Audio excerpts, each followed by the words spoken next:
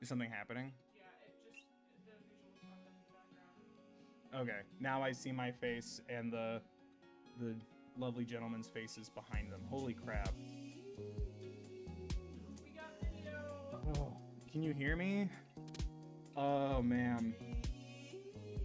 To people who are watching this well after in the future, a lot of things went wrong, so the first, I guess, 10 minutes of this is going to be cut. Anyway, hi. How does that look? How does that sound? I bought all this stuff. It works with the studio for channel videos and stuff. This all was working the other day. I felt like I got so much done, and now I feel like last Thursday bill is just a joke. Get water, everybody. How we doing? How we doing? Can you hear me? Can you hear the music a little bit? Is it good? Looks like a go. Everyone's saying nice things. You saying nice things. Awesome. Hi, guys. Welcome. I'm Bill. Do you know who I am? Have you ever seen me before? If so, hello. And if you're new, welcome. I'm fine and I'm relaxed and everything's okay. And this went so flawlessly. So I'm the most professional child of the internet. Let me. We have the music slow for please. Game audio might actually be a little too loud. I think is what they're doing. The game audio? Okay, because I have the music turned down right now. How am I sounding? Because now I need to move the microphone back to where it was. It's fine. Okay.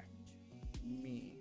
I got this nice little protector thing, so ideally you won't hear when my MacBook gets an asthma attack and wheezes at me, because it shouldn't be the central power source for all my stuff, but it is. Okay. I'm in resting position. How are we sounding now? How are we feeling? How are we looking? How are we doing? That's good now? Awesome. Perfect. Excellent. Hi. Much better. Welcome. I'm so good at this. Thank you everyone who hasn't left, but also F in the chat for the people who left because that took too long. That's understandable. There's a lot of people doing stuff on the internet. And for those who are choosing to spend their evening with me, hello. Just a reminder to everybody, there is a link pinned to the chat for donations to the Trevor Project. There's also resources in the description until the end of June. So from now until what, Thursday? If you donate online, it's match $2 for $1, so your donation is tripled.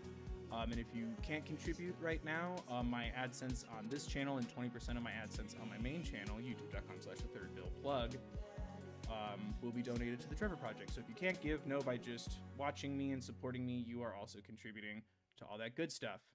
But yeah, I did a poll not too long ago, and everybody seemed to be, it was like 60%, I think, or like high 50s for Dream Daddy, citing Bill deserves a break from the sad. I agree. That's why this was on here. And ironically, back when Mike was living here, we were going to do this years ago as one of our first games. And then everything in 2019 that happened to our families that was sad happened. And we didn't want to do this anymore. So I felt like this was a way to both honor Mike and celebrate my new 100% solo career by playing the game that made us too sad to play at the time. So I've played the first 20 minutes, but beyond that, I know nothing. Mike's doing good. He's he just went from the Midwest where everything is cold to the West Coast where now it's incredibly hot. So he's still getting settled and all that stuff, but he's doing all right. I've been making sure to not overwhelm him, but also, you know, send him everybody's good wishes and stuff when we catch up. But yeah, thank you everyone who's still sticking around. Thank you everyone who sent good wishes to Mike, both because it was so weird announcing his departure and then still having tell me why afterwards. Drinking too much water can cause water intoxication. No, drink water, but yeah, not too much water, I guess. Hello? Oh, we just started. Oh, I thought maybe it's after this. But yeah, I know the first 20 minutes, but that's about it. And everyone seemed to confirm that this game is a nice palate cleanser because I know how much we all love sad stories and intense themes and all that good stuff, but sometimes Bill needs a break from the sad stuff. I know the backstory is a little sad, but everyone made it sound like this was a palate cleanser. I hope it is. I'm trusting you guys. I go in blind here, so I don't know. There's no context on my end, so I'm hoping that this is a pick-me-up. But yeah, Dad, Z. Dad, wake up. 5 more minutes, pretend to be dead. Oh man, are all these actions gonna have consequences already? Pretend to be dead. I let my tongue roll out of my mouth and stop breathing. Sorry, I thought you picked your character before this started, so my bad. I let my tongue roll out of my mouth and stop breathing. Amanda shakes me. Okay, you can still see the subtitles despite the face cam. Okay, done. Amanda shakes me. Come on, Dad, this hasn't worked on me since I was 6. I'm sorry, Amanda. This is the end for me. I wanted to make my dad character while we caught up. I'm sorry this started so abruptly. It is super pleasant. Okay, thank you. Dad, I swear to God. Amanda, I bequeath to you all my earthly possessions. Spread my ashes over my recliner. Okay, well, your corpse better get into the moving van because it's leaving soon. Okay, corpse husband reference. Oh, God. The sound effect threw me off. I finally open my eyes and sit up. I'm lying in the middle of the living room, spooning a moving box. I yawn and stretch. Morning, Manda Panda. Yikes, dad breath. Go brush your teeth. Do dads have unique breath? It's called masking tape for a reason. Oh, make a mask out of it. I get it. Build that dad. There we go. This is what I wanted to do while we kept chatting, but there was an interaction first. So here's the thing. I feel like I should make me as a dad, right? Instead of just random stuff. I feel like I should insert myself, right? Sure. I'm definitely not fit and hairy. I'm thick and hairy. I'm not slender and hairy. Yeah, and then these are less hairy. I think this is the closest we're gonna get to me. Already nailed my facial expression. I think that looks like my skin. I'm a little olive tone. Shout out to my mom's side of the family for that, specifically my grandma. Because she is free of all blemishes, and I inherited that quality of skin, and I really appreciate it. Because all my friends are buying Proactive, and I'm like, that looks like a struggle. What is my face shape? This is... Okay, so I'm just going to judge myself this whole time? Is that my face? They got my hair. Is that my face? Do I have a square jaw? You do. You've seen my chin. I have. Yeah. I have a cleft. I mean, it's not gonna matter because I see down here we can put facial hair on me. So we'll do that one. Shadow. Oh, nice. No, we are a full beardy boy. All right. Hair. No, you nailed it. Right? There's no... Oh, hello. There's no buzz boy. But yeah, I hope everyone's doing well. I thought that's amazing. Oh, oh my God, no. Can I make myself a God Saiyan level? Is that what it's called? It's been a while since I watched Dragon Ball Z. That's hilarious. That's what my hair used to look like. Shout out to, I think, also my mom's side of the family for me losing. My dad's also. My genetics were set up to fail in the hair department. Right? Is it your maternal side? I want to say it's maternal. I think so, but like I'm doomed either way. Beautiful. I do have amazing lashes. I am tired though. I am stressed though. Suspicious. Ooh, I like. It's really intense.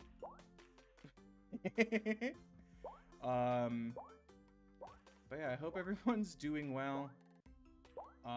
Thank you everyone who stood by the technical difficulties. Wow, you can just straight up make anime dad if you want. That's amazing. Tired dad? But I also have beautiful eyelashes. Am I tired? That looks a little too sultry to be me. Sad and tired, or like beautiful? Be the decision maker for me. Uh, Big, beautiful eyes, or like sad, tired, I've seen things eyes. big beautiful eyes. Big, beautiful eyes. I want to be true to you. Do I really have lovely eyes like that, you think?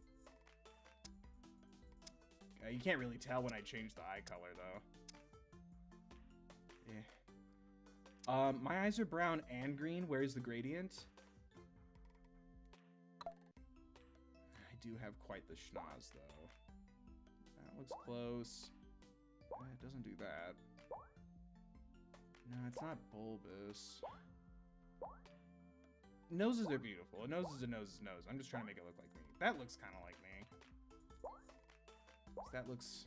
This looks very sculpted. I think that's a little...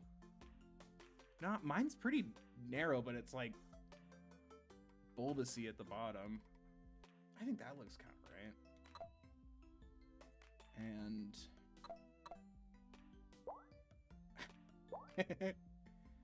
Oh, look at that smile. Oh, look at that pout. I do have lips, though. That's something I've been complimented on by a lot of my friends, and it makes me uncomfortable to receive compliments. I'm not a toothpick kind of guy, though. Sorry, I take this very seriously. Oh, my eyebrows should not be... Oh, it's next. Okay. I'm getting ahead of myself. I think that's fine.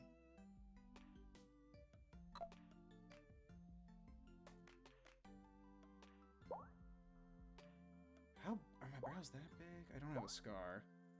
Pretty tasty brows.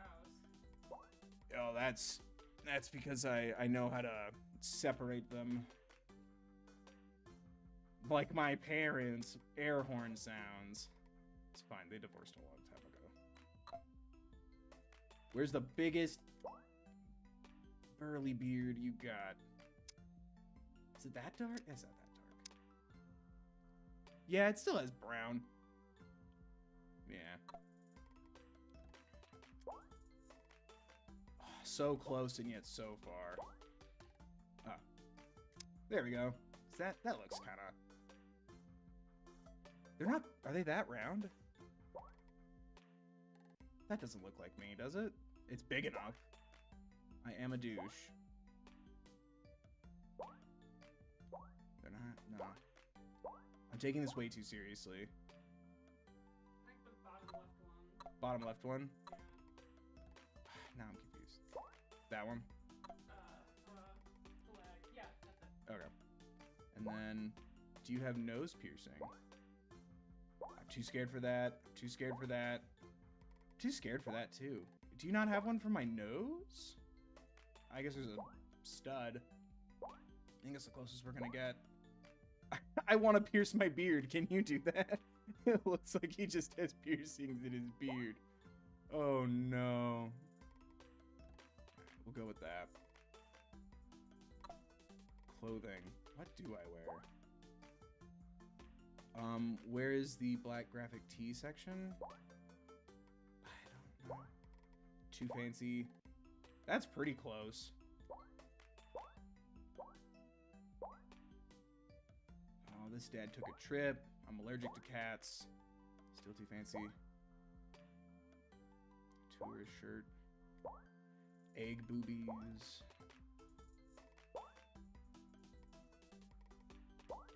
Let's do... I'm a simple dresser.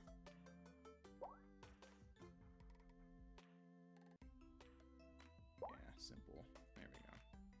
Can I give myself a hat? We're so off brand right now. Name that dad. I'm not telling you my name. Yeah, I'm also trying to, like, not overthink this.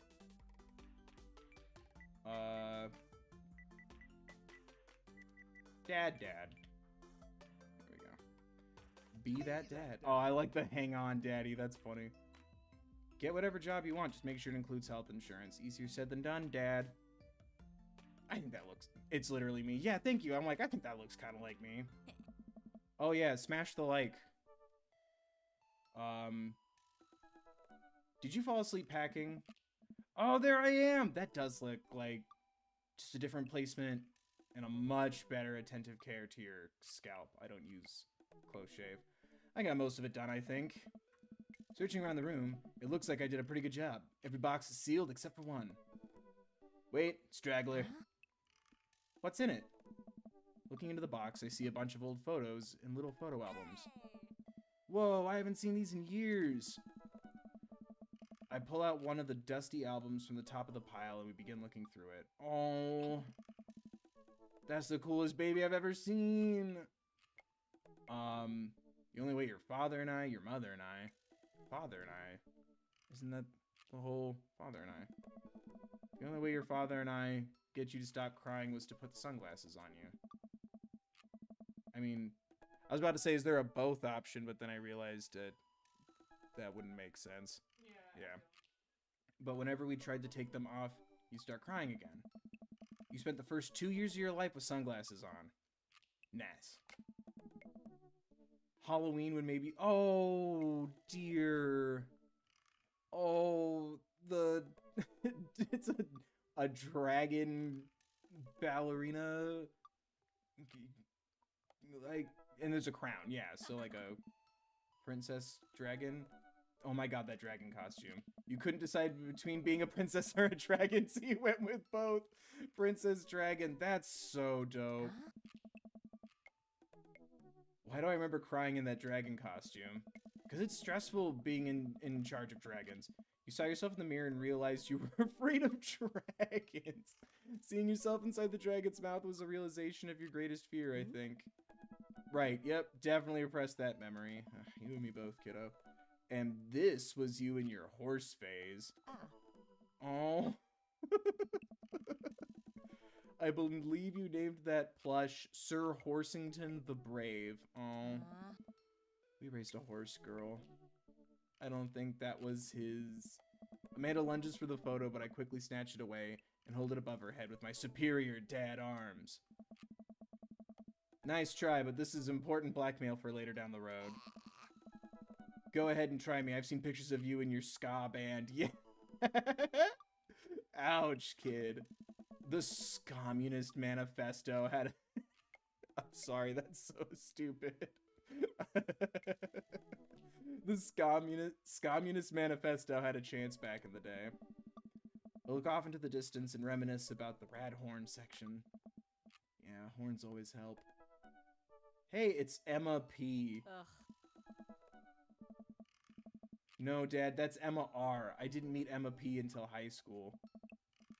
Honey, I promise you wholeheartedly that I'll never stop mixing those two up. It's valid. What's the bit from Hercules? Remember when all the boys were named Jason and all the girls were named Brittany? Oh, was that a reference? Yeah. I learned something today. Anyway, free Brittany.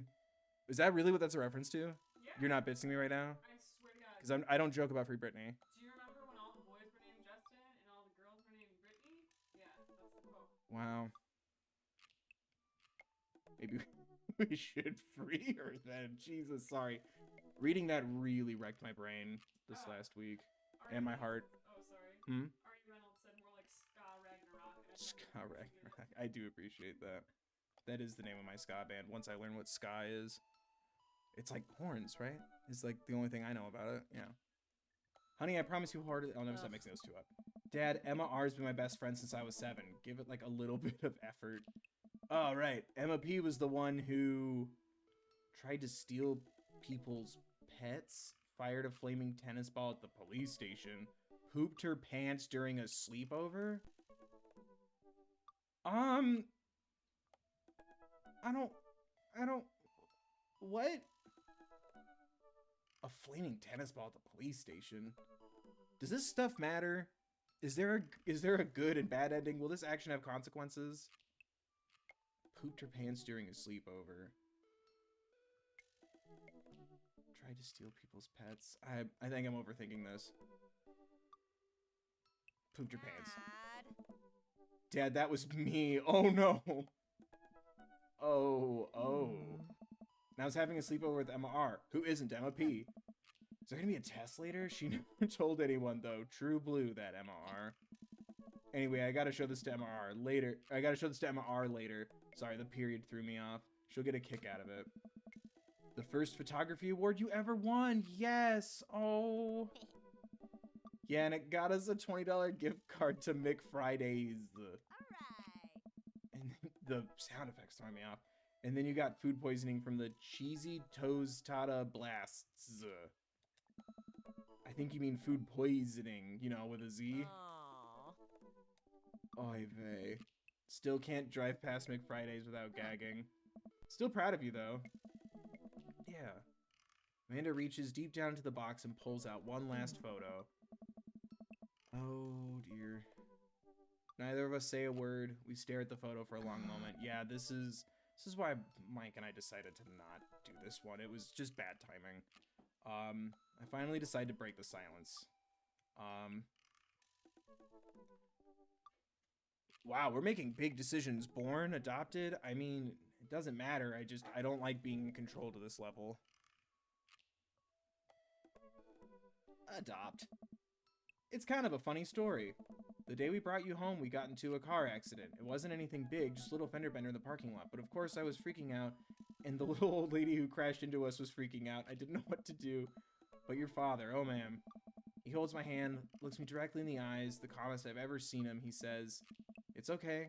It's all gonna be okay." Oh. He was right, you know. I stare at the picture for longer, maybe too long. I miss him. That's valid. F in the chat for our divorced husband? Late husband? It sounds... Do we know? I don't remember. I can't even imagine what it must be like for Amanda. She pats me on the back. Come on, Pops, we gotta finish packing. The moving van won't wait forever. You're right. Amanda and I pile into the car and take one last look at the old house. Jesus, looking at the inside of this car is stressing me out. There's too much garbage. So many memories here. Hard to believe your father and I bought this place almost 20 years ago. Hey, remember when I shadowed the front window playing catch? You always had very strong arms. Hey, remember when I shattered the other front window pretending to be a robot who breaks windows? You were a very imaginative child. Remember when I broke the back window? We get it, Amanda, you break stuff. Just one of those days. Oh, I forgot about the delay. Everyone's flooding it with Fs, and I'm like, for the windows? So yeah, F in the chat for the windows. Excuse me. And there'll be plenty more stuff for me to break in the new place. Memories to make and stuff to break. You ready? We sit in silence for a moment. I watched my daughter grow up in this house. It will forever hold a place in my heart, but it stings a little bit to leave it behind. I'm ready. Ready as I'll ever be. You would understand that reference if you would watch the shows I watch. I know it's Tangled. It's Rapunzel's Tangled Adventure, aka Tangled the series. I know you were. Tangled, the animated adventure series got me through that part of our lives. Anyway, the moving van begins to pull away, and I get the car into position to follow it. I watch our old house, disappear in the rearview mirror. So what? So sell me on our cool new pad. Clear my throat and do my best cheesy announcer voice. Nestled in beautiful scenic downtown Maple Bay, our new house features, don't make me make decisions, please. All of these things I want. I mean, I don't need a 2-car garage. Washer, dryer, multiple places to sleep, or a 2-car garage. I want all these things. These all sound lovely. I guess she keeps breaking windows. So the option with the less windows. Honey, have you ever had dirty clothes? For most of my life, yes. Well, worry about that no longer, as our new place features machinations, I got that word, that will not only clean your clothes, but dry them directly thereafter. An upper-class luxury, I fear. The concept of clean clothes is no longer the hands of the fat cats upstairs, sweetie. Anyway, it's also smaller than our last house. Cozier, one might argue. Yes, good spin. I think it's great. Won't we be closer to a lot of cool stuff that we can walk to so I don't have to waste gas? And I mean, trying to park downtown is, you know, Amanda, you know you're gonna have to learn how to parallel park at some point, right? Do we teach her how to parallel park? Not gonna happen, Pops. I think someone needs to do a 3-point turn on their attitude. I don't know how to do that either. Have you met the neighbors yet? Not yet, but the neighborhood seems pretty quiet. Too quiet. It's a sad zombie game, isn't it? Oh shit, so, I missed it. So you want something. You are the very teen you mock when you say that. Whatever amazing thing it was that I didn't get a chance to read. I'm in my last year of high school. I'm practically dust. Yeah, you're a real... Don't you dare. Senior. Dad, I knew where this was going. I know where this is going. Citizen. Oh, get it out, man. You got it. I'm just gonna ignore that. But I won't forget it. This action will have consequences. So what's item number 1 on the new house agenda? Well, first we'll need to forge a path through the solid wall of boxes that's blocking the living room. I still have to install the washer and dryer. We need to go grocery shopping. Pops, cool your jets. You have to promise me that we're going to take a break and explore the neighborhood. Okay, you're right. We'll get some work done and then check the area out. As in check the other dads out, right? That's still part of this? Or are we just dreaming the whole time? Is any of this real? Are we someone's dream daddy, or are we a daddy having a dream? It's the daddies we dream along the way. We pull up to the new house and step outside. The lawn is freshly mown? Isn't it mowed? It's not even spelt like the sexy word. And the for sale sign is still in the yard. Hiya! And with a swift kick from Amanda, the for sale sign is no more. Nice form, Sweet Pea. I got a problem with authority. Me too, kid. It'll be fine. I'm so proud. Man, all that karate chopping tuckered me out. I could really go for a sandwich. An ice cream sandwich. Sweetie, it's 10 a.m. and it's 5 o'clock somewhere. We need to unpack first. I need coffee ASAP. Did you even see all the dogs in the park nearby? I need coffee. I gotta get my hands on a nice hot cup of the old bean juice or I'm gonna be useless all day. I think we passed a coffee shop on the way here. Maybe we could check that out. Let's do it! Shave with the grain. Don't tell me how to live my life, Dad. You're not my real dad. You're just a game. We walked down the street to the Coffee Spoon. A cute little place in the corner. It's a nice name. Man, this is in such convenient walking distance from our place. I mean, I guess. What's wrong? Why would I go somewhere else and drink coffee on a couch when I could just drink better coffee at home on my own couch and not have to make awkward eye contact with other people? Valid. At least when I'm home, some random guy isn't gonna come up and sit on the recliner next to me and I won't feel like a little weird about it because technically he's not sitting at my table, but he's very much within my personal zone. Dad. And what's the etiquette when you have a dirty mug? Is there a bin? Do you go set it up on the counter because you don't know where else to put it? That's a valid question. This is stressing me out. Or do you leave it there and feel your face flush hot with shame as you consider the possibility that there is in fact a bin somewhere just out of sight and now you're that jerk who left their mug? Aww. Dad. Are you just afraid to meet new people? Yes, Amanda. We walk inside. That's valid. I mean, hello. Ooh, I like your tattoos. I'm gonna tell myself that's a Kingdom Hearts tattoo right above your watch. The inside of the coffee shop is incredibly warm and inviting. Is this our first dad? Right? I think I've seen your picture before. Right? It took a minute to make that thumbnail, believe it or not. The inside of the coffee shop is incredibly warm and inviting. I almost said Vinyl's Records. We are Vinyl's Records. Vinyl records line the wall, and patrons lounge around on well-worn-in couches. Some cool tunes spin on the record player next to a little stage. Hey, That distracted me. Welcome to the Coffee Spoon, guys. How's it going? I guess I should give everyone different voices than my own voice, right? What's with the name? Oh, it's kind of dumb.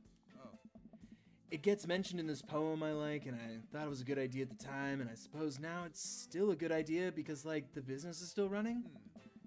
But people ask me that question all the time, and I give them the same answer every time, and now I'm standing here rambling, and I'm sure we're all getting more and more uncomfortable the more I keep talking, but man, we're in it now, and I can't stop.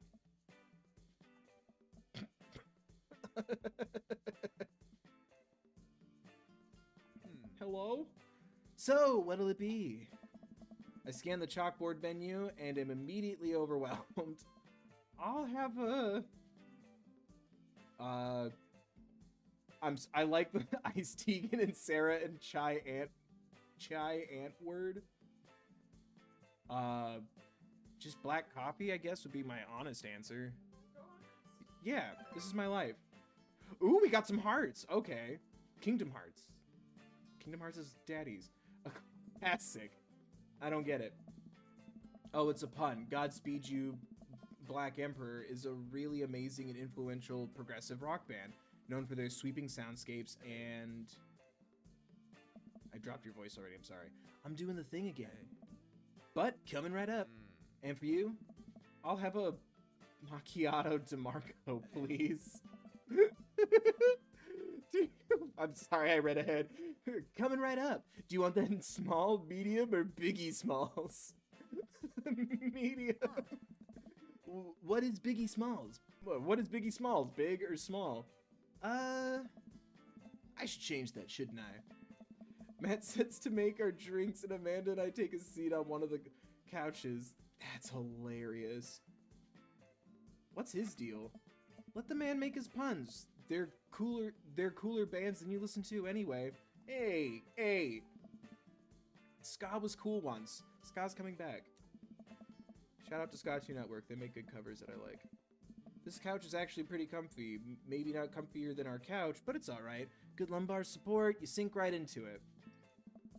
Okay, it's comfier than our couch. Amanda nudges me. This place is right next to our house, and that guy seems not only cool, but also just as uncomfortable with talking to other people as you are. You should totally become friends with him. I don't know. Come on, what'd we say about meeting new people? I can't meet new people if I always stay inside, and also don't go outside, and also don't talk to people. Ah, the before times. See, we're making progress. Matt sets our drinks down at our table, and I immediately burn the roof of my mouth. Good one. Hi, we're new in the neighborhood. I'm Amanda, and this is my dad, Bill. I forgot I put in my own name, and that scared me. Oh, right on. Pleased to meet you both. You ought to come by when my daughter's hanging around the shop. You two might get along. Yeah, I'm sure we'll maybe come in from time to time. Amanda kicks my leg from under the table. I'm sure we'll be in here a lot. You know what? Let me get your guys' opinion on something. Matt goes into the bag and comes out with a fresh plate of something that smells amazing. I'm working on a new banana bread recipe, and I need help coming up with a name for it. Please don't make me choose this. Well, I think we're gonna have to taste test it first so we can get the full flavor profile of, you know, and really appreciate the flavor sensations of... Amanda nods vigorously. She knows this game. Yeah, we need to give that... Do we need to abbreviate banana? That Nana bread a taste if you want us doing free creative labor. I think that would be... Wow. I'm proud of you for having such a vocabulary. My kid's smarter than me. Commensurate with... Someone correct me. I've taught her well. We trained her for this day.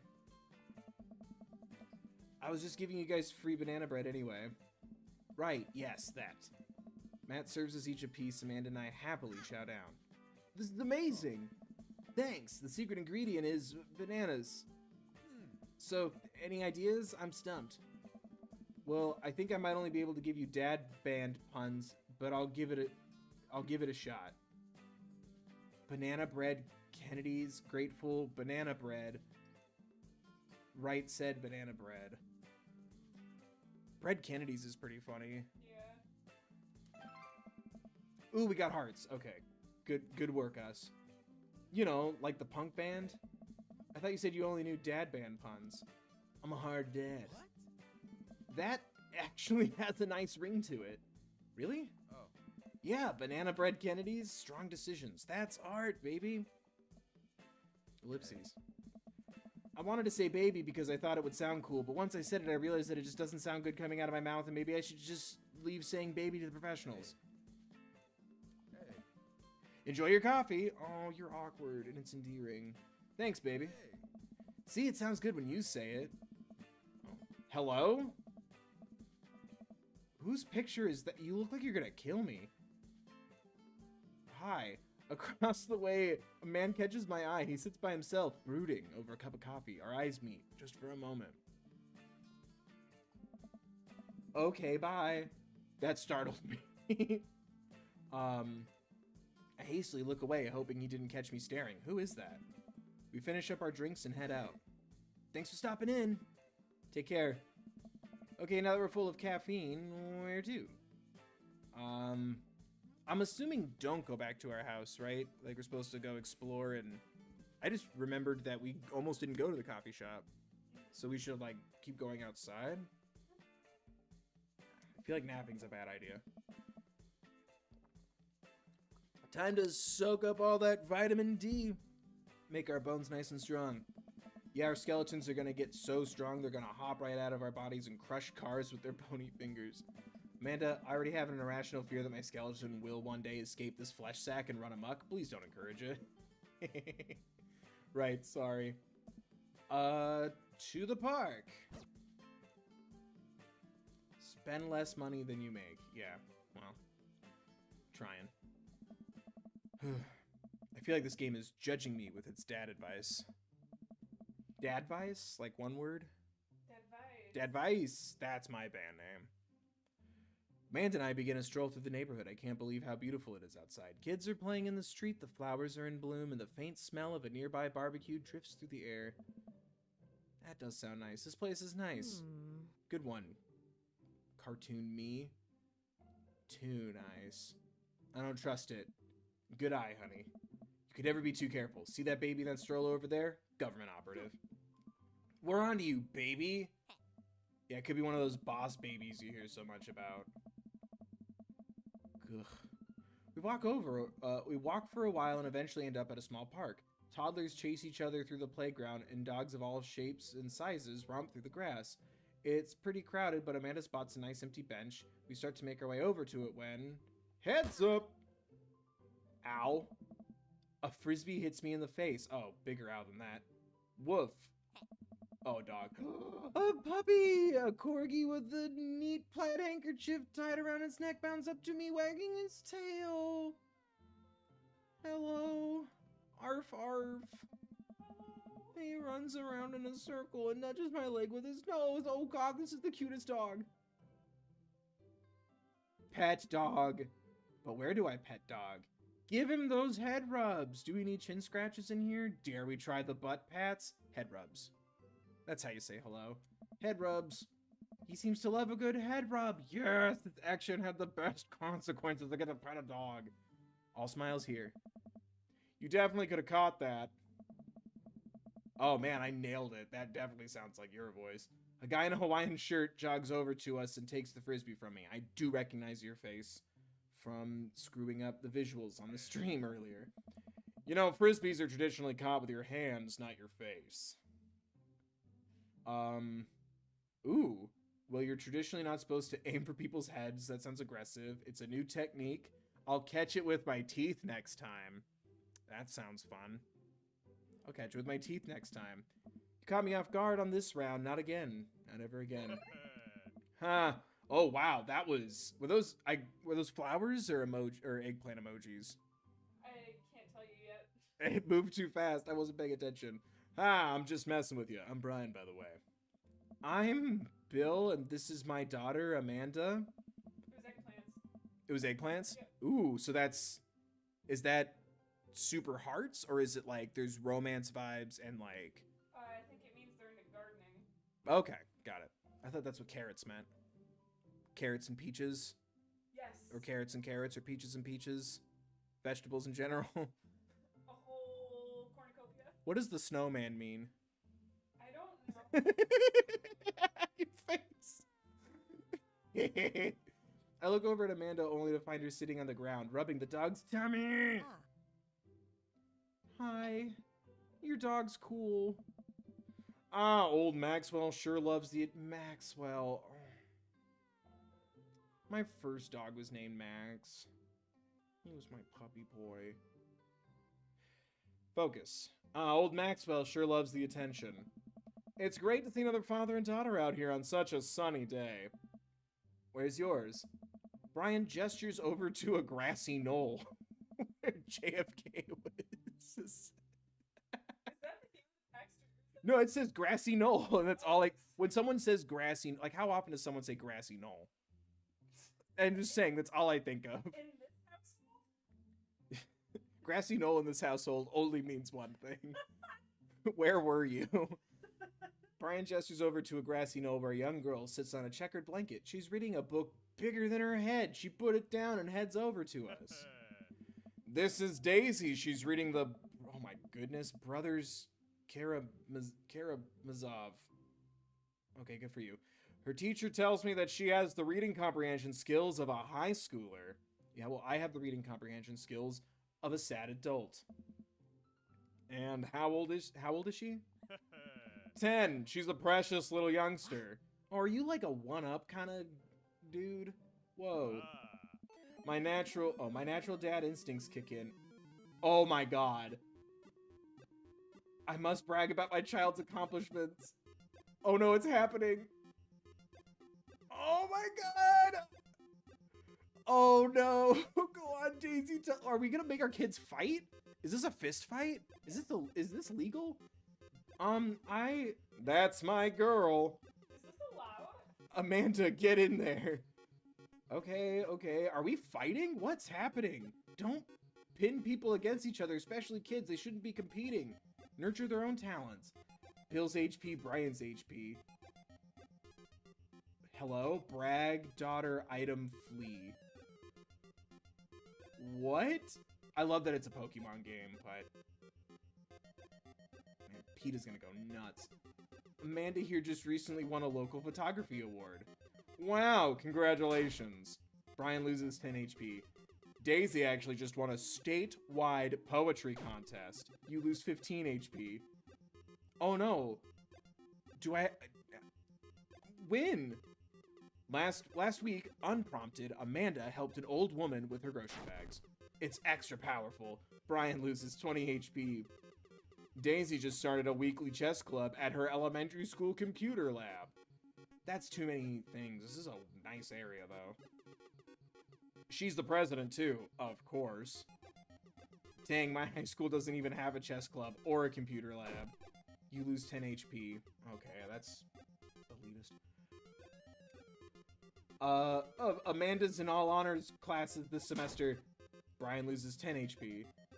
Oh, really? I'm actually talking to Daisy's teacher about having her skip a grade. Ooh.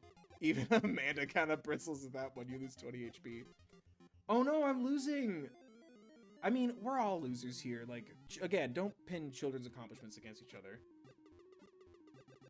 A few months back, Amanda started volunteering at the homeless shelter in our old neighborhood. Brian loses 10 HP. You don't say. She should talk to Daisy. She actually helped organize a food bank here in Maple Bay. Yeah, Amanda, I'm sure we could find something for you to do. Oof. Oh no, I'm gonna lose. Should I try something else? Should I try something? Okay, I'm just gonna... Chat's so delayed. Okay, I'm just gonna keep bragging. Amanda still uses the film camera. Wow, most kids your age probably have no idea how. Hell, I'm not sure I know how. I sure don't. Not that I'm any good with my phone's camera either. Haha, agreed. You and Brian share a bonding moment. Amanda and Daisy look annoyed.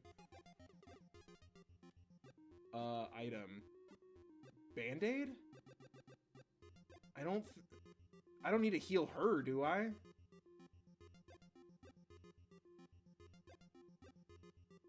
Oh, I can't go back. You screwed me, Zane.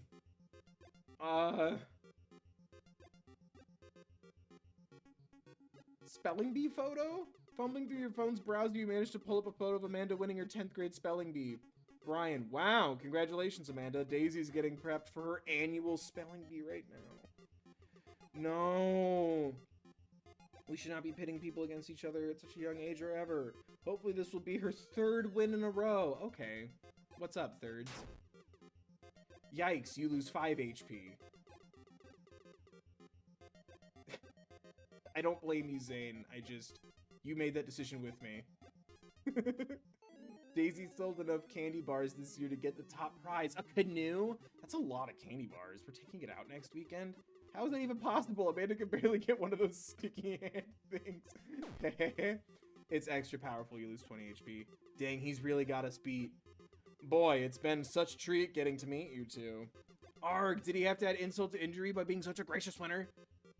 Oh no, we have to give him half of our cash and start over at a hospital. This is what you get for not using carrots. Yeah, everyone be nice to Zane. It was my decision to follow Zane's thought. I thought I could just go back, otherwise I wouldn't have used an item. It's fine. It was a valid question, Zane. Would a band-aid have helped? I feel like the band-aid would be weird. I don't know, but what I do know is we do have another storm rolling in at 8, so if you start to see... Yeah, this turns into a storm-based lo-fi stream. We might have to call this one early, but I'm hoping we can get about halfway through. It's all Zane's fault. Zane brought in the storm. No, Zane, it's fine. You taught us how to be good losers. You taught me how the game works. I appreciate you. So I take it you guys are new to the neighborhood. We just moved in. Do you live around here? Most have ever heard my name spoken in one day. This is weird. Yeah. Stay inside forever. Do you live around here?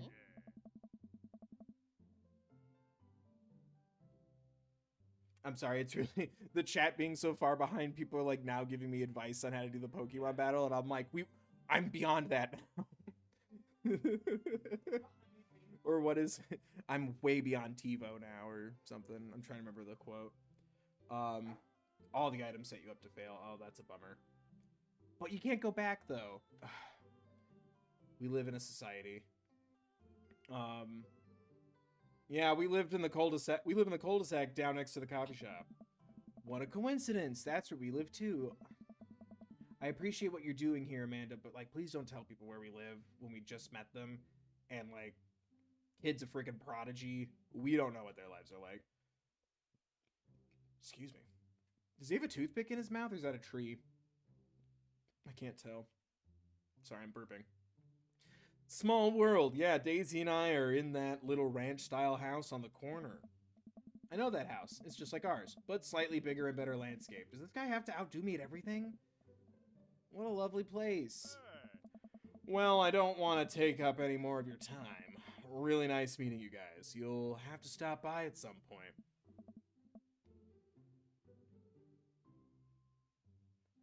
Yeah, definitely. Bye. Okay, bye.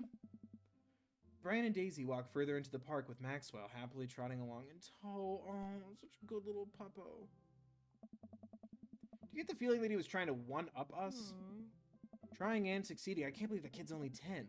What was I even doing at her age? I believe you had a bit of a thing for horses? Shame that didn't pan out. Could have majored in comparative horse studies. It's not too late to minor in horse creative writing. Too close to the truth, Dad. Let us never again speak of the fantastic adventures of Sir Horsington the Brave, an epic in 7 parts by Amanda 3. I forgot that's our last name. Yeah, the family name is 3.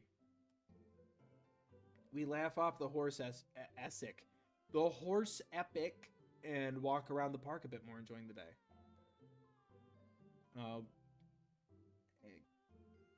Unpack? We should head home. I'm gonna need 4 hours minimum to figure out how to build. Do I have a health bar? Should I be worrying about my mental health or my sanity levels or sleep? Maybe that's why there's a nap option? I feel like the nap option is just because it's a dad thing.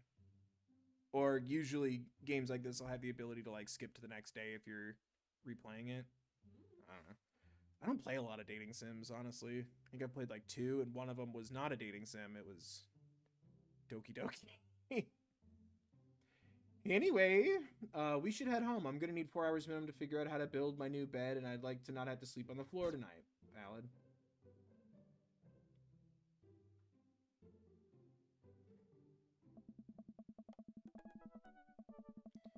I get to work unpacking the various boxes around the living room. A couple hours pass and I get some good work done. The washer-dryer unit is both washing and drying, and we can actually walk through the living room without tripping over boxes. That scared me. First visitor already? I walk over to the door and open it. Hello. Oh. Ah. A handsome, clean-cut man. Oh, a handsome, clean-cut stands at my door. A handsome, clean-cut man stands at my door, brandishing a plate of cookies. Hell. Oh? Hey. Oh, where are my manners? My name is Joseph. I'm your next-door neighbor. I wish I'd given him more of a Oakley-dokley kind of vibe. Not too late. It's too late. I'm trying to make choices before it happens so I don't overthink it. Oh, yes. Hi, I'm Bill. That's what my name is. I saw the moving van and thought I'd bring over some cookies. My daughter, Christy, wanted to let you know she baked them herself. Joseph leans in and whispers, but between you and me, she's just sprinkled in the chocolate chips. It's a child. We both share a laugh. Kids. My right, fam squad? Smash the like, subscribe. Don't forget there's a Trevor Project donation link pinned to the top of the chat if you're joining me recently. Oh, also, yes, the online donations to the Trevor Project are tripling for the rest of June, so food for thought there. We both share a laugh. Kids, right? Wow, cookies, huh? So nice to meet you. Joseph hands her the plate of cookies with a smile. Well, thanks for the cookies. Bye. Amanda disappears with the cookies. Amanda, come back. And she's gone. That's my daughter. Her name's Amanda. She's a charmer.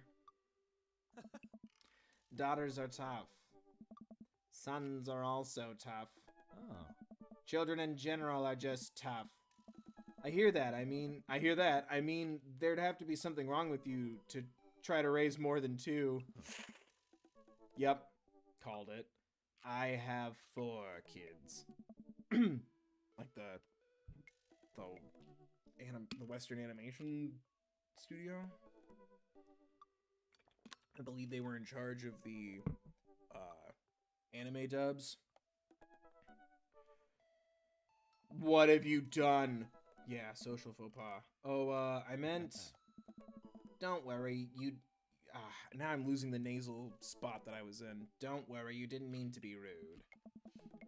Oh no, this is the first neighbor I've met. My social life is already in a tailspin.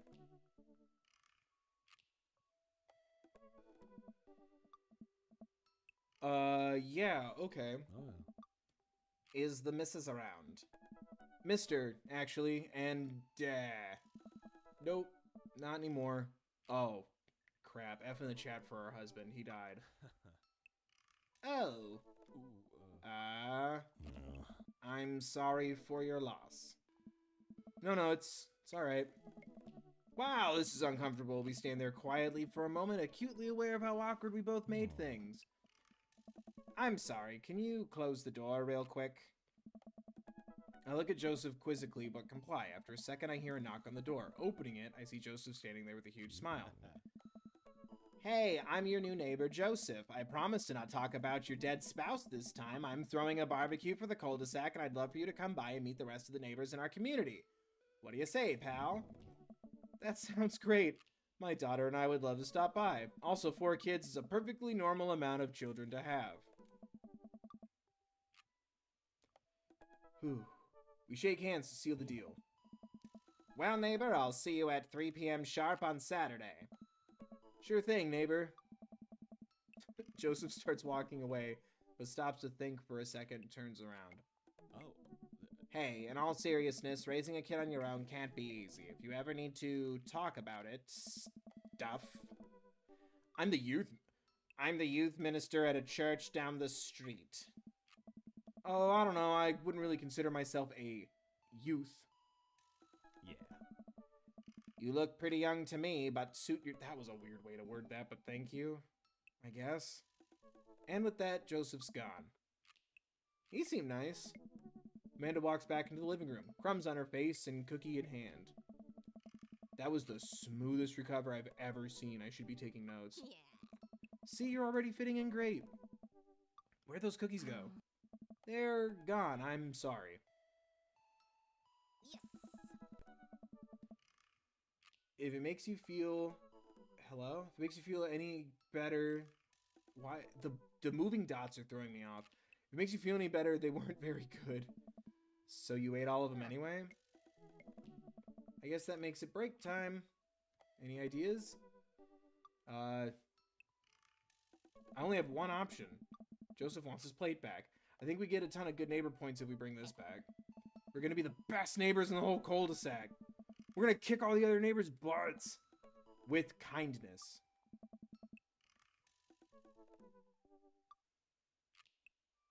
Amanda and I step outside. Shoot, I'm actually not sure which house is his. Just pick one and throw the plate. I'd hazard a guess it's the big one with all the well-groomed blonde children standing in the yard. Just standing? Good eye, kid. And remember, we need to make a positive first impression here. Keep it light. We walk up to the kid. I thought it said we walk up to the kids and vape. Don't vape. And wave. Oh my god. Come play with us forever. Anyway. Hey guys, is your dad around? They all just stare at us blankly. We just wanted to, return his nice plate and thank you for the cookies. Jeez, these definitely are Joseph's kids. They all look exactly like him. What? They were really good.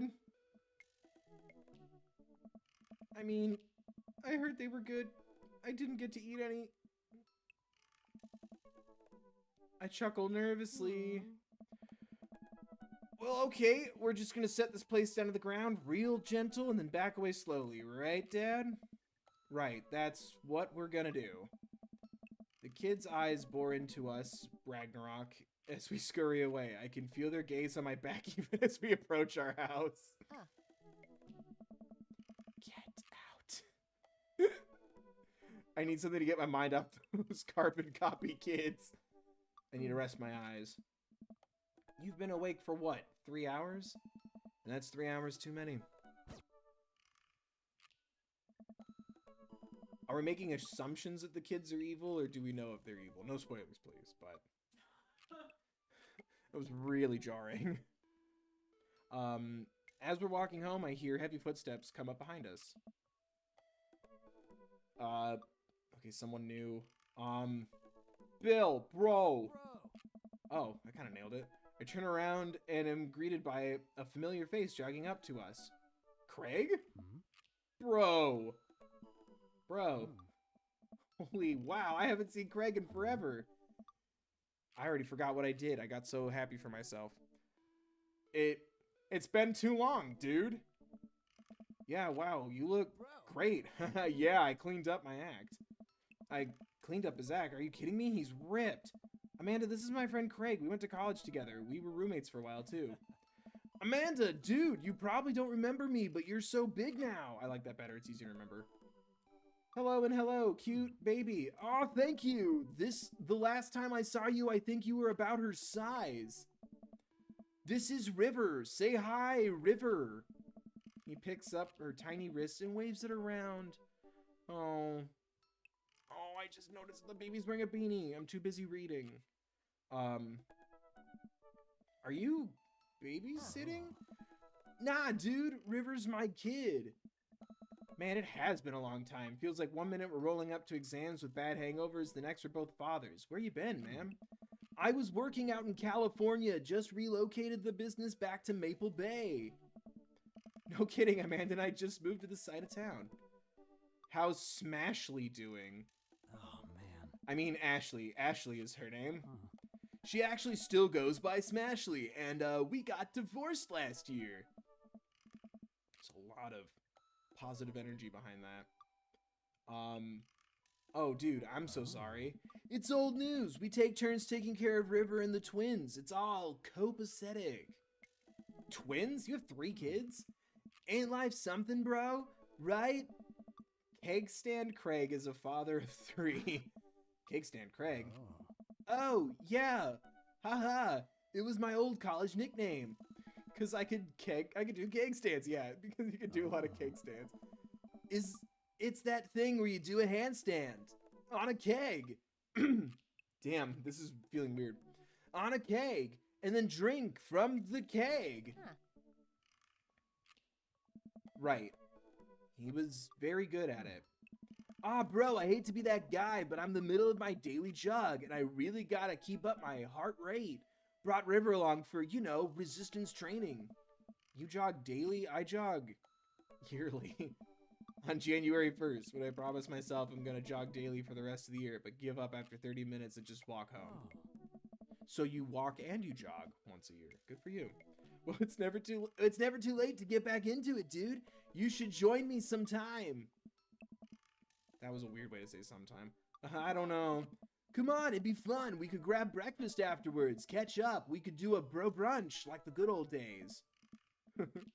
All right, sure, sounds great. Great, let's get that going soon. I better get moving. Good to see you guys. Craig gives a little wave, puts his earbuds back in, and jogs off. I can't believe Craig is ripped and has kids. I'm reeling. Why is that? The Craig I knew is not fit to be responsible for any living thing, including and especially himself. One time I watched him drink an entire jar of marinara sauce for dinner. Hey, if you get the veggie one, it says it's 3 servings of your daily vegetables. I don't see a problem in that.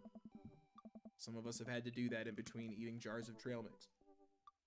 And marinara sauce. No, the marinara sauce was the break between the trail mix. Oh, yes. Yeah, if you get the veggie mix one, same price, pro tip, comes with 3 times your serving for vegetables. And it's salad. But enough about when I used to wait tables.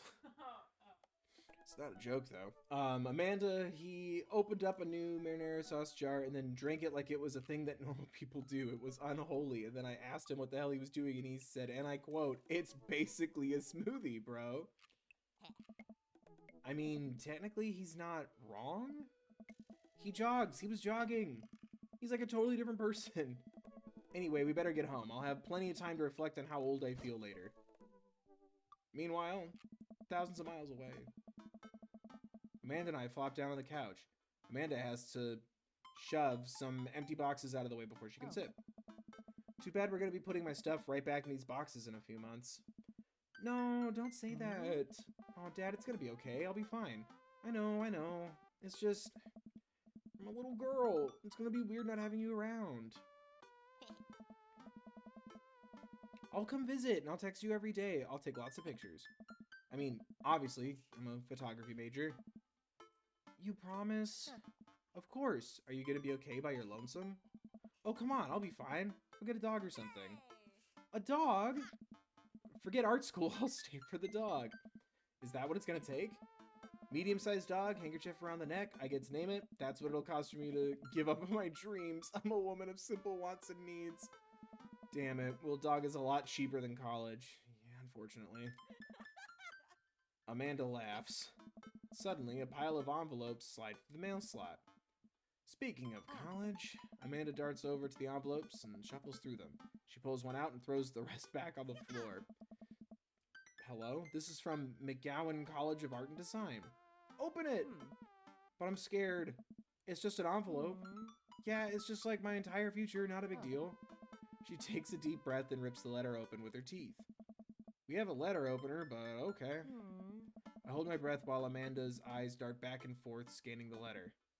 What does it say? The admissions committee has reviewed your application, blah, blah, blah, blah, blah. Oh no! Regret to inform you, we are unable to offer you admission to McGowan College of Art and Design. Oh no! Is that always what happens, or is it something I did? Amanda throws the letter on the coffee table. Oh, sweetie.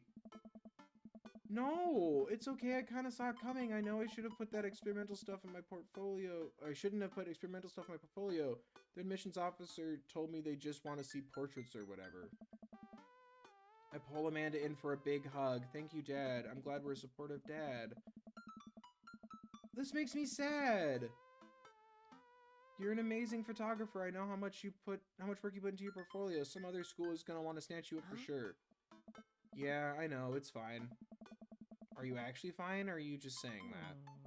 I'm fine, really. Her face says the opposite, but I probably shouldn't push her on this. Valid. Oh, and before I forget, Emma R and Emma P are sleeping over tonight. So, you need me out of the way because I'm painfully uncool? That made me sad. At least your friends will be over, your support system will be there. I would choose more delicate phrasing, but yes. Well, I'll have you know that I conveniently already have plans for tonight, so you'll have the new place to yourself. Yeah? What are your plans? Quick, think of plans. Gotta attend the union meeting. I'm secretly the mayor of this town. I'm going clubbing. Yeah, we deserve a day, although you did talk about how stressed you are in public settings. I'm gonna put on a nice outfit and go tear it up on the dance floor. All the hottest dance move. The lawnmower, the sprinkler, the running man. You know, the ones all the kids these days are doing. Alright, but I'm gonna come pick you up if you pull anything this time. But I'm not gonna come pick you up if you pull anything this time. Not again. I'm just kidding. I'm actually going to... go to... I feel like we should go places, right? Yeah. She won't really have the house to herself if I go to bed, but supervision? Am I putting her safety at risk? This is why I can't be a parent. This is too stressful. Give her boundaries. One of them pooped. Oh no, she pooped herself. One of the options was like something like big, and the other one was like pooped herself at a sleepover. I thought one of her friends pooped herself. She didn't recently poop herself though. I mean, I don't know her life.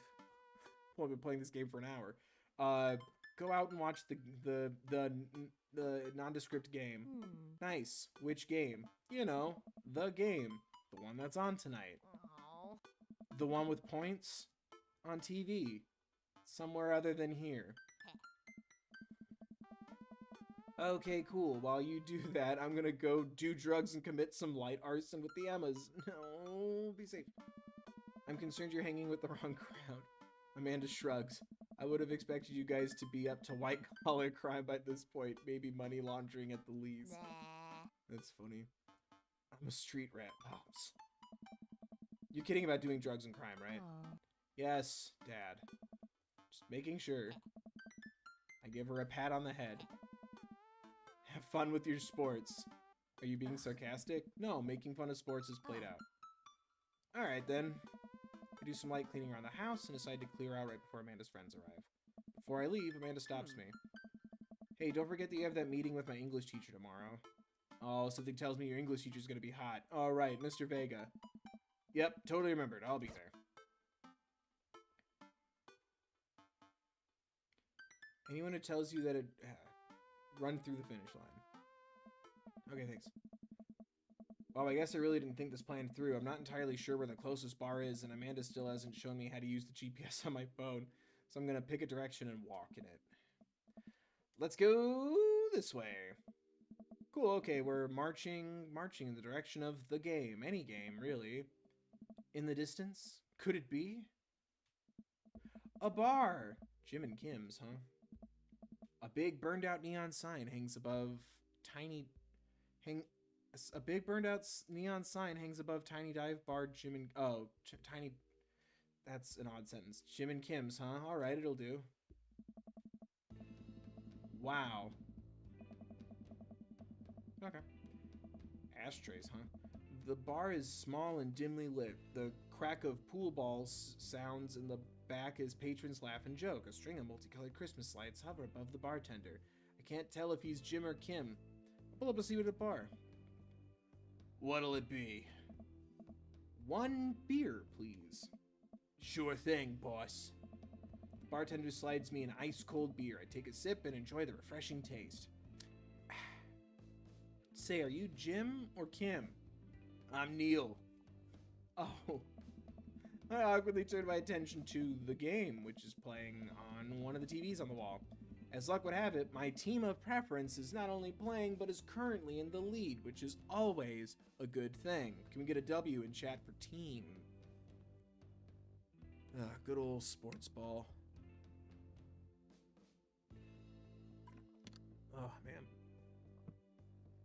I love text-based games and settings like this, but it hurts my voice. Should have done more exercises. I awkwardly turn my attention to the game. Yeah, currently our team is in the lead. W's for team. I got that. brightly colored mascot, which is some kind of animal, does cartwheels. I silently cheer on my favored team, hoping that I don't get into any confrontational arguments with a fan of opposing team. Several people in this bar are wearing the distinctive colors of the team I dislike, although I believe from their demeanor that, like me, the passion for their team is all in good fun. Hey. A middle-aged woman holding a nearly empty wine glass settles up to the bar and sits uncomfortably close to me. It is a lovely cross you have there. Hey, sailor. Oh, hello. Oh, hello. Good to see fresh meat in here. I'm Mary. Come here often? Oh, no. I actually just moved to this part of town today. I'm Bill, by the way. Are you watching the game? Yeah, my preferred team is in the lead. If they keep this up, they'll win the game with ease. Oh, I love that team. And I also love that game. I love someone who knows their way around balls. I'm getting the impression that she's a little drunk. Buy a gal a drink. Okay. Just be nice. I almost reluctantly signal at the bartender and order Mary another glass of wine. Neil jokes back and forth with Mary. They're clearly friends, and this clearly isn't her first time doing this. I just want to be nice. She tips her glass at me. Suppose I gotta keep you company now. So, what do you want to know? What do you think of the game? What's your deal? Me? I'm a ghost, Bill. I knew it! I haunt the hallowed halls of Jim and Kim is waiting for my beloved to return from sea. Really? No. Homegirl just loves a drink. So, what else can you tell me about this part of town? It's quiet, that's for sure. If you want an big vocabulary word, idyllic little lifestyle with white picket fences, this is the place to do it. But every town has its secrets, you know? She takes a sip of her drink. That was a little too ominous for my taste. She leans closer. Hey. Would you like to learn some of my secrets? Oh boy. Maybe some other time? Come on. Suit yourself, sailor. Okay, I'm glad that only went mildly uncomfortably. Mary saunters up, setting her sights on the newest bar patron to enter. I happily watch the game over another beer. The game has gotten close in terms of points, a little too close to what I'm comfortable with, you know what I mean? After a particularly skilled player scores a number of points for the other team, putting them in the lead, I hear an affirmative grunt from another man at the bar. Go team. Oh, okay, it's this. This is the guy from earlier, right? Who's like creeping me out. Oh, you're not caught up yet. That's right. You can't see me. I think it is. It's the Yep. It's the. Please just let me read. Don't ask me questions. It's the brooding man from the coffee spoon. He sits alone, sipping whiskey, and watches the game as well. Enjoying the game? I am now that we're winning. Oh, we must be rooting for different teams. In my opinion, my team is far superior. I have to disagree with that. Based upon our win-loss record, I'd say that my team is superior. That's where you're wrong, since as it stands right now, my team is beating yours. The conversation ends there. We both go back to silently rooting for our respective teams. The game is close, with both sides playing their hardest to win, but in the end, my team prevails. Quiet cheers ripple throughout the bar. I raise a respectful glass at the man drinking whiskey. He raises his in response. An unspoken truce is formed between us based on mutual love for the game. He motions to the bartender, who pours 2 glasses of whiskey. The man slides one over to me. The name's Robert. Thanks, I'm Bill. You must be new here. Mary already hit on you? Yep. Robert chuckles. She's a peach. Well, you picked the best bar in town. As slimy as it is, you'll never find a better spot than Jim and Kim's. Is there actually a Jim or Kim that runs this place? No, that'd be Neil. Neil waves from across. Hi. Good guy, Neil. Never enough Neils in this world. Okay. You a whiskey fella or a beer fella? beer, but I'll drink most things. You like shots?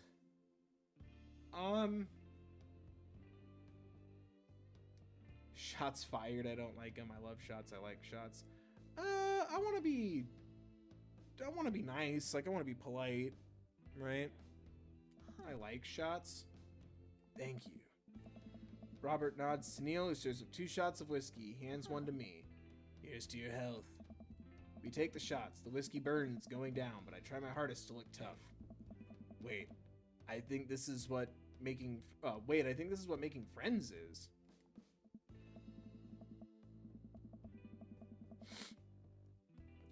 Okay, Bill, this guy's out of my friend league, but I think if I play my cards right, we'll be pals in no time. Is that the point of this game? Just to make good special friends with people?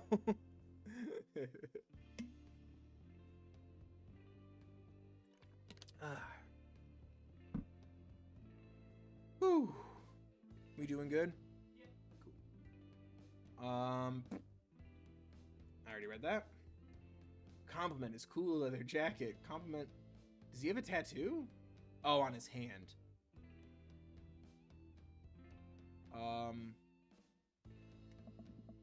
I like your tattoo. What does it mean? Oh no, that's the opposite of eggplant emojis. That's heartless darkness. It's a reminder. Damn, that's mysterious. Sorry, I'm seeing yay trans rights, which yes, trans rights and trans flags. And I just see Robert, you mystery wrapped in an enigma. I wait for him to elaborate, but it seems like he's done talking.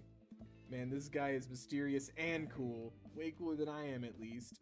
Robert signals to the bartender for another round. What are you doing here tonight?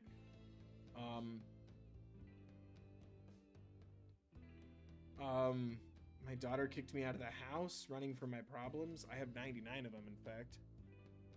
Running from my problems? Okay. Running from my problems. Usual.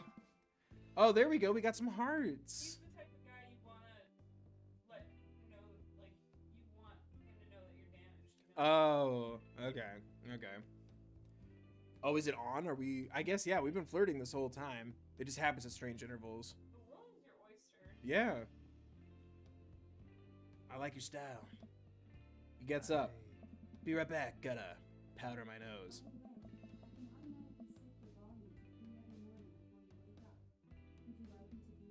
Alexa, off. Sorry if you guys could hear that. That was frightening. Never seen Robert this talkative. He must like you. Haha, I guess so. I gotta admit that Robert has a gruff charm to him. If a guy like that thinks I'm cool, then I really must be. Robert comes back from the bathroom and grabs his leather jacket. Was powdering his nose code for something? And yeah. Can't say it on the YouTubes. Don't say it in chat. Robert comes back from the bathroom and grabs his leather jacket. Could have just applied some foundation, you know, could be having one of those bad skincare kind of days. I'm going home. You heading my way? Robert and I leave the bar and find ourselves walking in the same direction. I live in this cul-de-sac down the way. Does everybody live there? Me too. We just finished unpacking today. Great place to be. Good neighbors. Well, some of them. Who's that? We get to Robert's house, which is just a few houses away from mine. We stop, and he turns to me. I don't kiss and tell, Bill. So are we doing... Oh my god, hello? What? Hey. Chat, are we doing this? Is it on? You know, do you want to come inside or not? A wave of realization rushes over me, and I blush.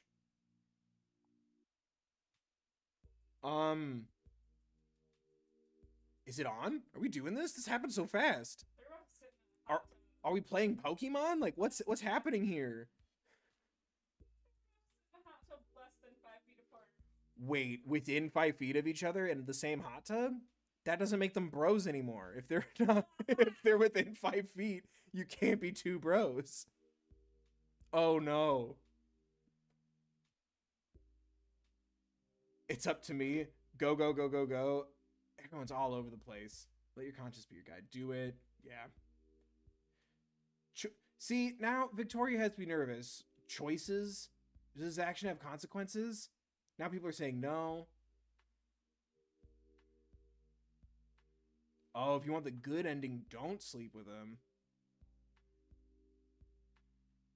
Oh. Stick to my morals? Pop your cherry. Jesus Christ. Do it.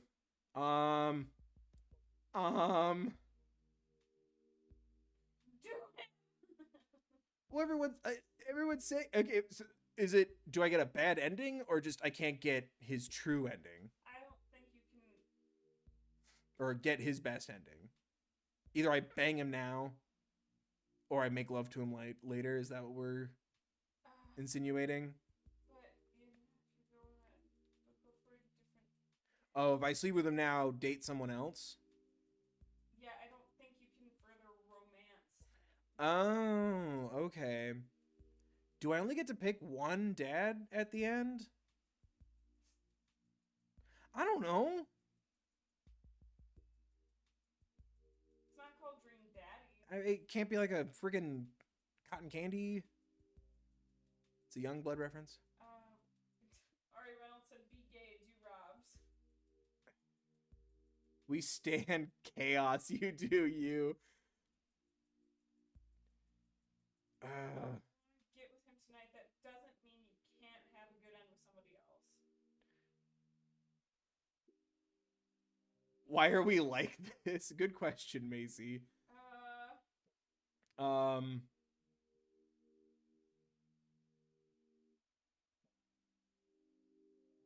Fuck it. I don't see why not.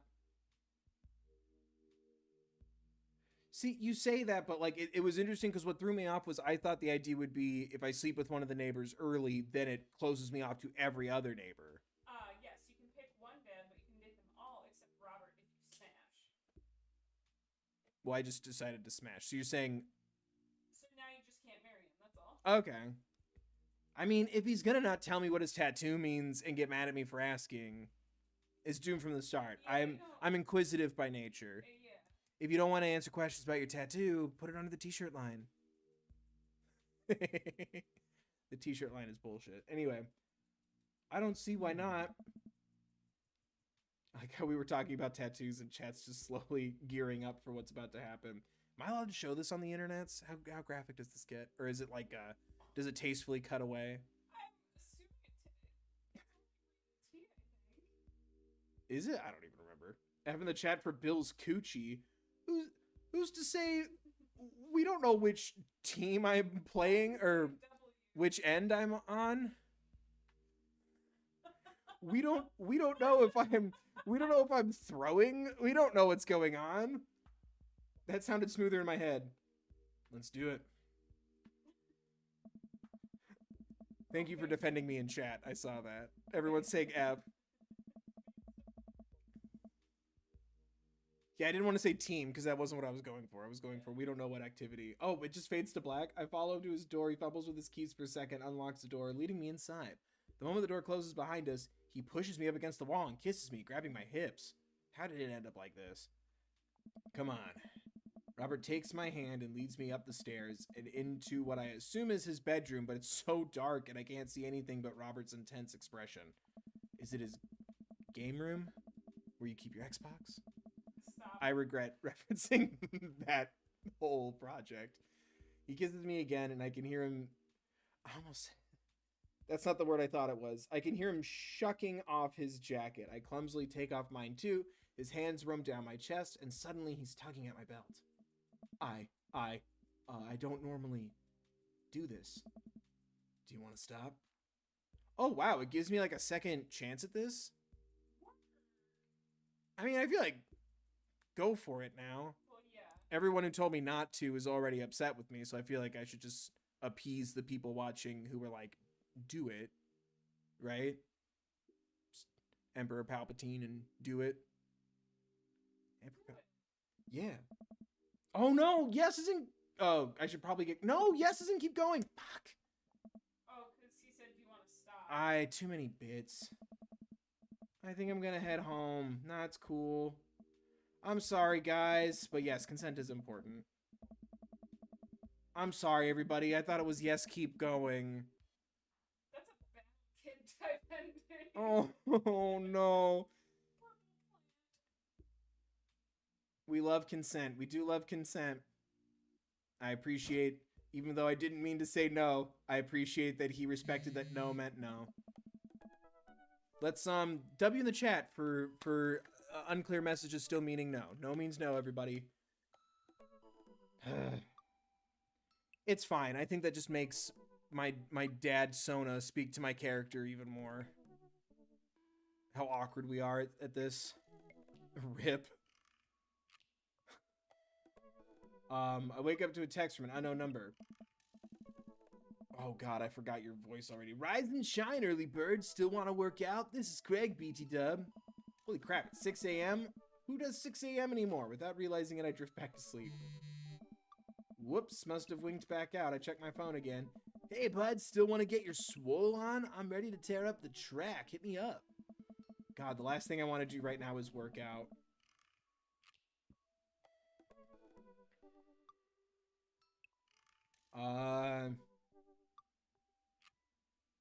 We're not going to the gym. I shoot a quick text to Craig to apologize for bailing and immediately fall back asleep. Oh, that was an invitation to hang out. I thought it was like legitimately go to the gym. I'm really pretty though. I'm messing this all up. Oh man, how long was I out? What time is it? I look over at the clock. Whoa, a clock. Oh god, it's 3:55? Are we okay? I have to be at the parent-teacher conference in 5 minutes. I jump out of bed, throw on the nearest clothes, and run out the door. Oh no. I arrive at Amanda's school and check in at the front desk. They give me a bright orange visitor sticker and send me on my way. I'm barely awake and feeling pretty haggard, but hopefully nobody will notice. Oh no, now her teacher's gonna think I'm a bad dad. I check my watch and am relieved to see that I'm only 2 minutes late. Wait, was it room 103 or 108? I spot a youth standing at his locker and approach him for help. How do you do, fellow kids? Do you know where Mr. Vega's classroom is? The youth turns... Oh, hey, man.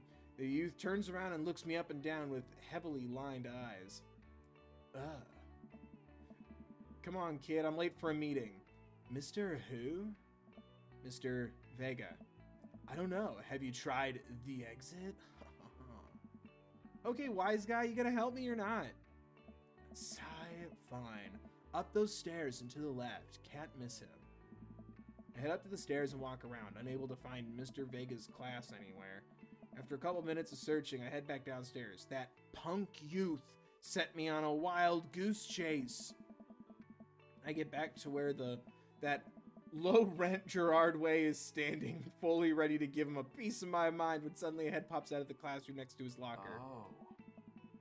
Hello. Lucian? Don't you have a third period to get to? Sigh. Fine, Mr. Vega. Wow. Now I'm officially 10 minutes late. I glare at him as he walks away. We're not cool. You must be Bill. This period's almost over. Would you mind waiting in the back? Mr. Vega leads me in, and I take a seat in one of the comically small students' desks in the back. I might get stuck in this.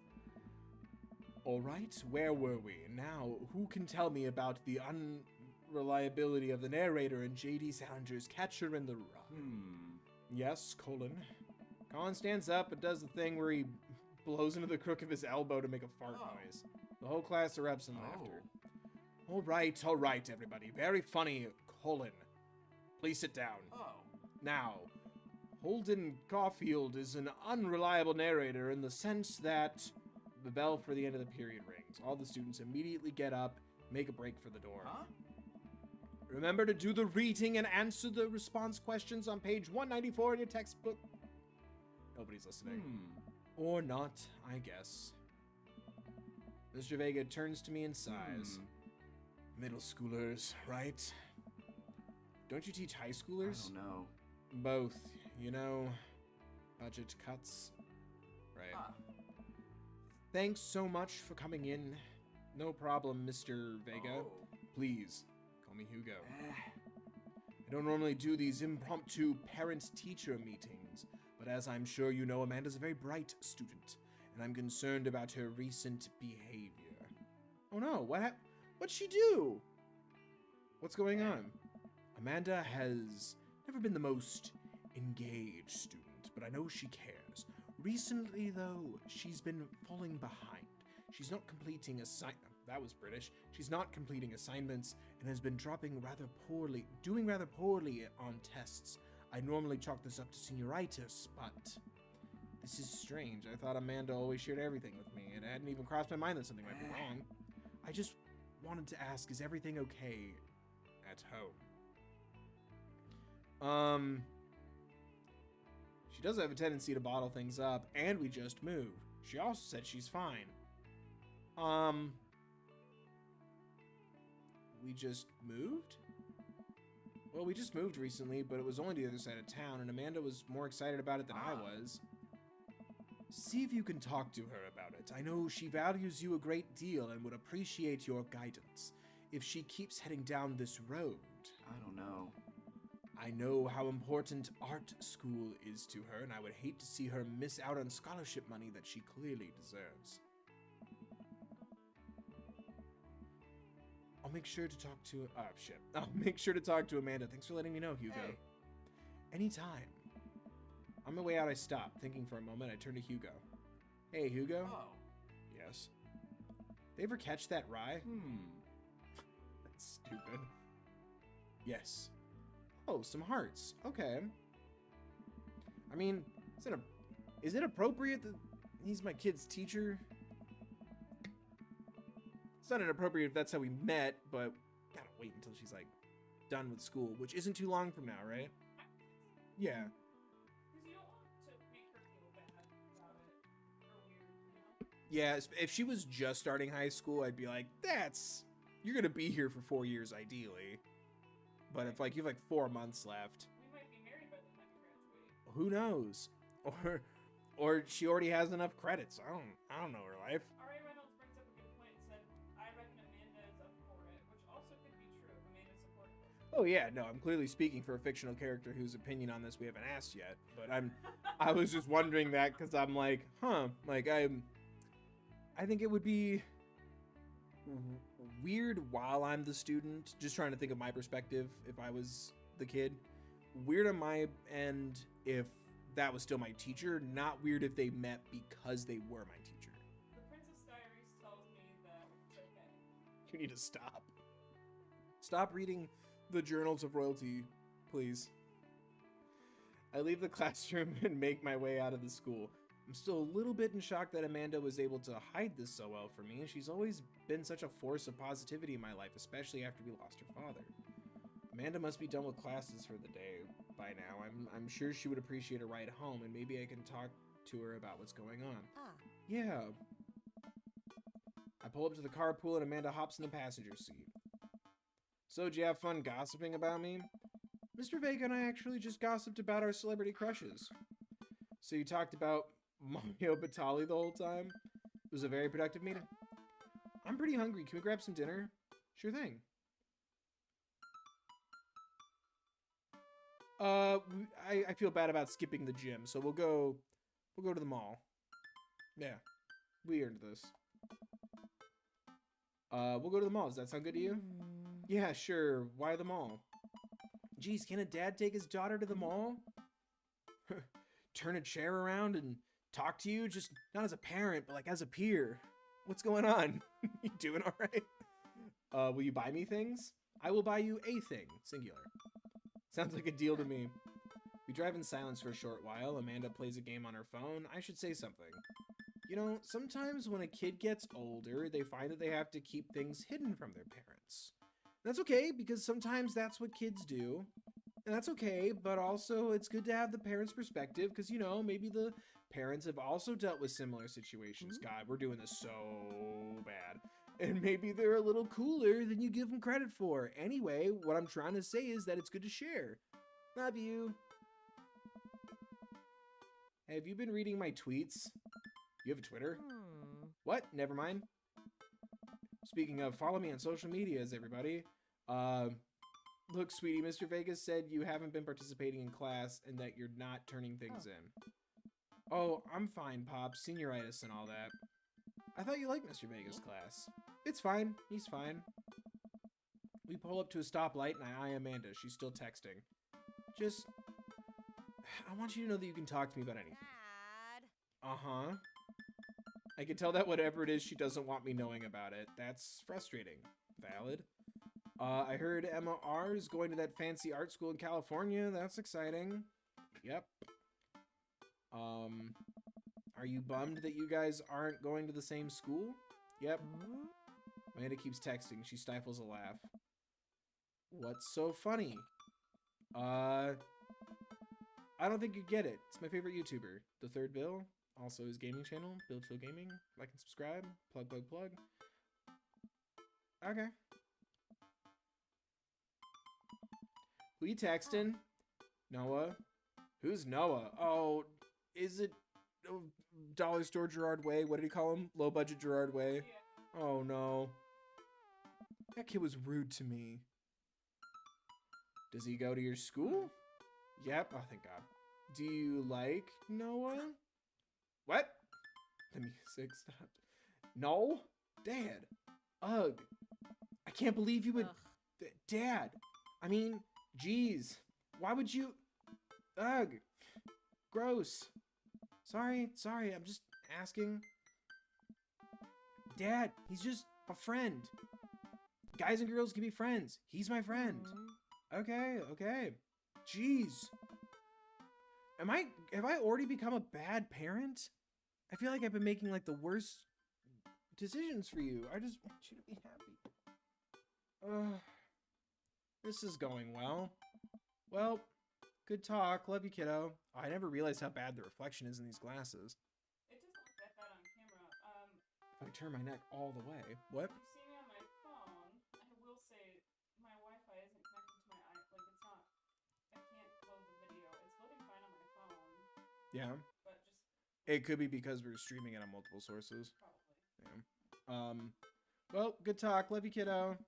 She leans forward and turns up the radio. I guess the conversation's over. To the mall, then. Man. Take care of your health. Yeah, take care of yourself, everybody. Physically, mentally, everything you can do to the best of your abilities. We arrive at the mall, a big indoor shopping center with a couple different floors. It's kind of dead, but that doesn't stop a mall security guard from yelling at a group of loitering teens. Damn teens. Let's eat something disgusting for dinner. Yeah. Hell yeah. Language? Heck yeah. Better. Yeah, don't say yeah in front of your dad. Like, that's... Come on. We're going back to church if you keep saying yeah. We approach the food court and evaluate our options. There's greasy restaurant after greasy restaurant. My heart burns just looking at the menus. Nobody looks happy to be here. Oh, I'd kill for an open food court right now. What are you in the mood for? Bread dipped in sugar, bread with cheese on it, or do you want me to inject some fat directly into your bloodstream? I extend my hand to her. Would you do me the honor of sharing some nachos? She takes my hand with a grin. It would make me the happiest, cheesiest girl alive. We order a giant pile of chips and unnaturally orange cheese from a very unenthusiastic and possibly stoned teenager. We take a seat at a rickety table and dine in. These are bad. These are very bad. But also strangely delicious? We have to eat through the pain. We enjoy the fluorescent cheesy goodness together until we're all out of nachos. So, something's been bothering me for a while. Can you explain the memes to me? Which meme? All memes? Amanda sighs deeply and places her head in her hands. Dad, it's complicated. See, memes are inside jokes shared by a bunch of people that get less funny the more people do it. So the problem is that by the time a meme gets to you, Dad, all us youths have already done the joke to death. And what's worse than that is that movies and TV and video games will try to jump in on a meme train, but just based on how long it takes to make them, the meme will be dead by the time it comes out. So it just dates it and it isn't funny. Oh shit, what up? Dad, please. Anyway, changing the subject, where to now? Want to go to that goth store where they sell goths? What? You know, the one that's all black and tries to establish itself as anti-establishment despite being an exact representation of the establishment. That's so true. Ah, good old cold subject, huh? I don't know what store you're talking about. You know, the one where you can buy chain wallets. It's basically an assault on what people fought so hard against in the punk and hardcore movements of the 70s and 80s. Dude, you gotta be more specific. The one you threw up in that one time. Oh, that one. Yeah. That's so funny. We can go to Stevens or we can go to cold subject. Did you not get it the first time? I thought that was a pretty great joke. I doofed. Gotta keep up with those maymays. Amanda runs into the store with me trailing behind her. She makes a beeline for the back. Where all the band shirts are and instructions on where to rip them and then repin them. Which I think looks cool if done right. Won't lie. There it is. You can still see the outline, kinda. I'm so proud. Speech, Amanda. Alright. Speech. All right, I'll do it if you stop chanting. Amanda stops immediately. I clear my throat. Thank you all for joining us here today to commemorate a historic moment that would forever shape history. On a day very much like today, some 5 years ago, our very own Amanda Ann 3 had too much blue raspberry slushy on an outing to the mall. Oh. After begging her father to take her to Dead Goth and Beyond to buy rainbow suspenders, she proceeded to throw up all over display of My Chemical Romance merchandise. Her loving father then had to pay for said merchandise, which to this day remains among our possessions. Thank you. Amanda is moved. She begins clapping, slow at first and faster, more vigorously. Several other patrons turn their heads. One of them also starts clapping. I bow my head. Oh, hey, chain wallets. While Amanda busies herself looking at band shirts, I try to find something of interest to myself. Not much for a dad to look at in a Dead Goth and Beyond.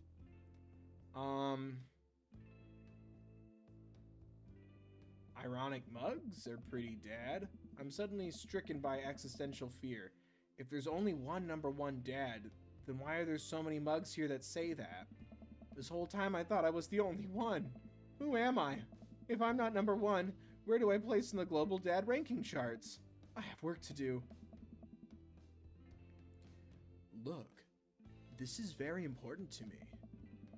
Overhear a stifled argument over at the cash register. An older gentleman is carrying a garment and showing it to a bored-looking cashier with pink hair.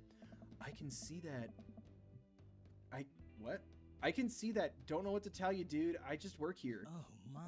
Listen, when I bought this online, the website said this blouse was Victorian-inspired.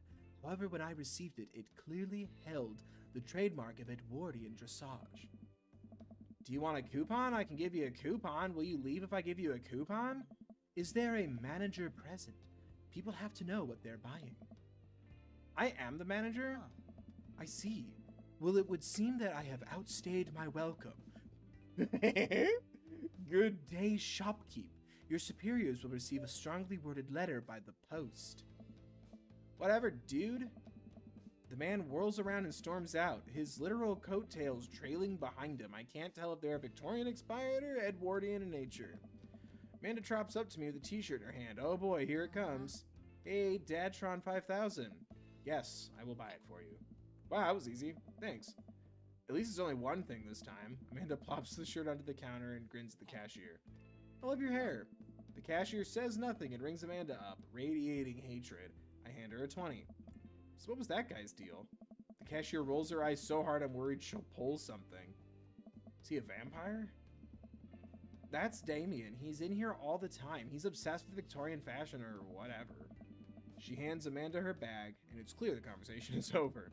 We make our way out of the store and head home to get some rest. Have we met all the dads? We've met most of them. Amanda and I sit on the couch trying to find something to. Again, I'm losing it on my reading quality. Watch over bowls of ice cream. Oh, cool. Long Haul Paranormal Ice Road Ghost Truckers is on. Your favorite. That sounds amazing. Oh, hell yes. They have to make it over the Canadian tundra before the ice road melts, but also they're hunting ghosts.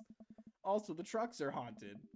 This is an episode I've already seen, but it's one of the best. Callum and Flint Dogbone, the twin brother truck driving and ghost hunting duo, find themselves in the greatest peril yet. Oh no! The ghosts done got control of the truck. I can't steer on them there damn ice roads. Let me use this EVP meter to try and communicate with the spirits. Flint, we're about to die. Ah, almost got it. If you listen carefully, it sounds like it's saying you're going to die. That's because you are about to die, you. This is art. The episode ends, and Amanda excuses herself and starts to go and start arguments on the internet. I stay up a little longer, curious about the exploits of Callum and Flint Dogbone after their disastrous ice road accident. Afterward, I crawl into bed and get a good night's sleep. I know what you may be thinking, chat. If they're ghost hunting brothers, why was one clearly from the south and the other from the northeast coast? Yes. That's a good question. Do you need more water? Do you mind getting me more water? You don't have to. Thank you. This might take me. See, and then it's okay. You can hesitate. You don't have to do it.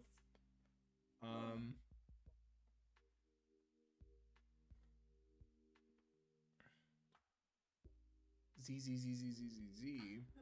Separated at birth, you'd know this if you watched all 13 seasons. If you watched all 13 seasons. Morning, sleepyhead. 5 more minutes. You've never, ever let me have 5 more minutes, so get up. Fine.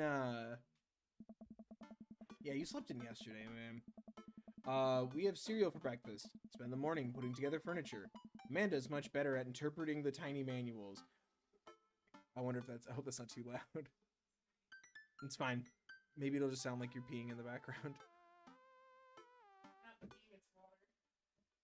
This apartment makes a lot of weird sounds sometimes. We were able to put together a few shelves and one desk, but I'm pretty sure it was supposed to be a bookcase. So you excited for the cookout today? Excited to beef up my grilling skills. I'll see this as a learning opportunity. If I can snake some hot grill tips, I think we can consider it a success. Don't you want to meet some of the other people in the neighborhood? I'll probably end up standing uncomfortably in the corner with a plate of food and hope that nobody talks to me.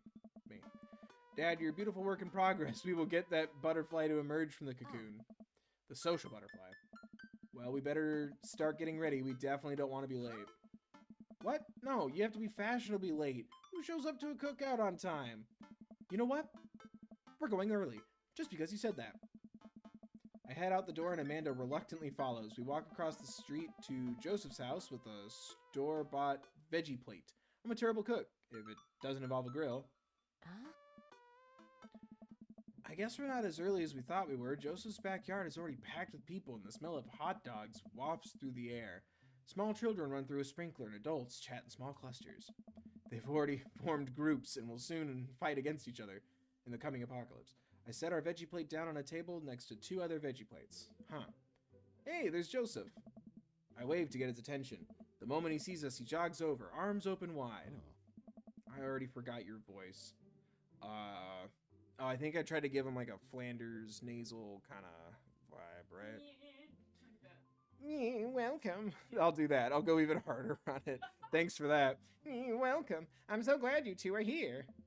And you brought veggies. That actually feels really nice in my voice. Let me introduce you to my family. Kids, come on over here. This is Chris, my eldest. Hi. This is Christian and Christy. They're twins. They stare creepily and say nothing. Then, of course, there's our youngest, Krish. Wait, where is Krish? Maybe Mary put him in his crib. Wait, like Bar Mary? Tea?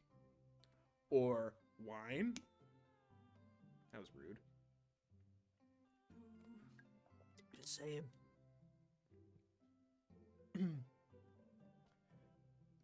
Where's Krish? Maybe Mary put him in his crib. Oh no, it is! It's the woman from the bar the other night! Oh no! And everyone's wearing the same thing as yesterday. Oh, then how could I forget my lovely wife, Mary? Hey. Joseph pecks her on the cheek. She smiles. Mary, sweetheart, did you put Krish to bed? Krish? I'm not here to judge. It's just, I keep wanting to read like Christopher or Christian, and it just stops halfway. It's bizarre. But not here to judge. Excuse me. I'll have to go look for him. What? You'll have to. Joseph takes a moment and regains his composure. Mary, this is our new neighbor, Bill, and his daughter, Amanda. Ah. I'd shake your hand, but I have a glass of wine that I need to tend to. I'm gonna put that on a mug. I love her. Nice to meet you, Mary, for the first time. Charmed. Well, I have to go over there now. Mary leaves. Oh god, this is so awkward. I wonder if Joseph knows. I wonder if Mary knows that Joseph knows. I wonder if Joseph knows that Mary knows that I know. It takes all my energy not to run away from the barbecue and start fresh in a new city. Valid. My wife has a wonderful sense of humor. But please, you two enjoy the barbecue. All the guides are really excited to meet you. Amanda and I mill around and try some of the food spread out on the table. I pick at some deviled eggs. Amanda grabs a small, almost paper plate, and immediately begins piling it with baked goods. I don't want to have to make friends. Aw. Come on, Dad. Who are you gonna party with when I go off to school? But I don't want to have to go to. I don't want to have to do pleasantries. Huh. Dad, they're gonna talk about weather. Ah. Go, do it. Make a friend. How could I possibly abandon my only child at a social function? That's bad parenting. This plate of cookies is my new dad. Bye. Amanda shoves me into the center of the yard. Well, here goes nothing. I feel around the party. I look around the party and I'm surprised to see some familiar faces. All around me are familiar faces. Isn't that the barista from the Coffee Spoon? Didn't I meet that guy at the bar? Didn't that guy throw a frisbee at my head? It's all my friends. Isn't that the guy who was throwing a fit in Dead Goth and Beyond? Isn't that Amanda's teacher? Hey, I know Craig. But wait a second. All these people live in our cul-de-sac? That can't be right. I'd better investigate. WandaVision. Oh dang, we're all in. Yeah, we literally are all in groups. I'm also not great at remembering people's names. We'll just go with the biggest group first. That'll help. Oh, hey guys.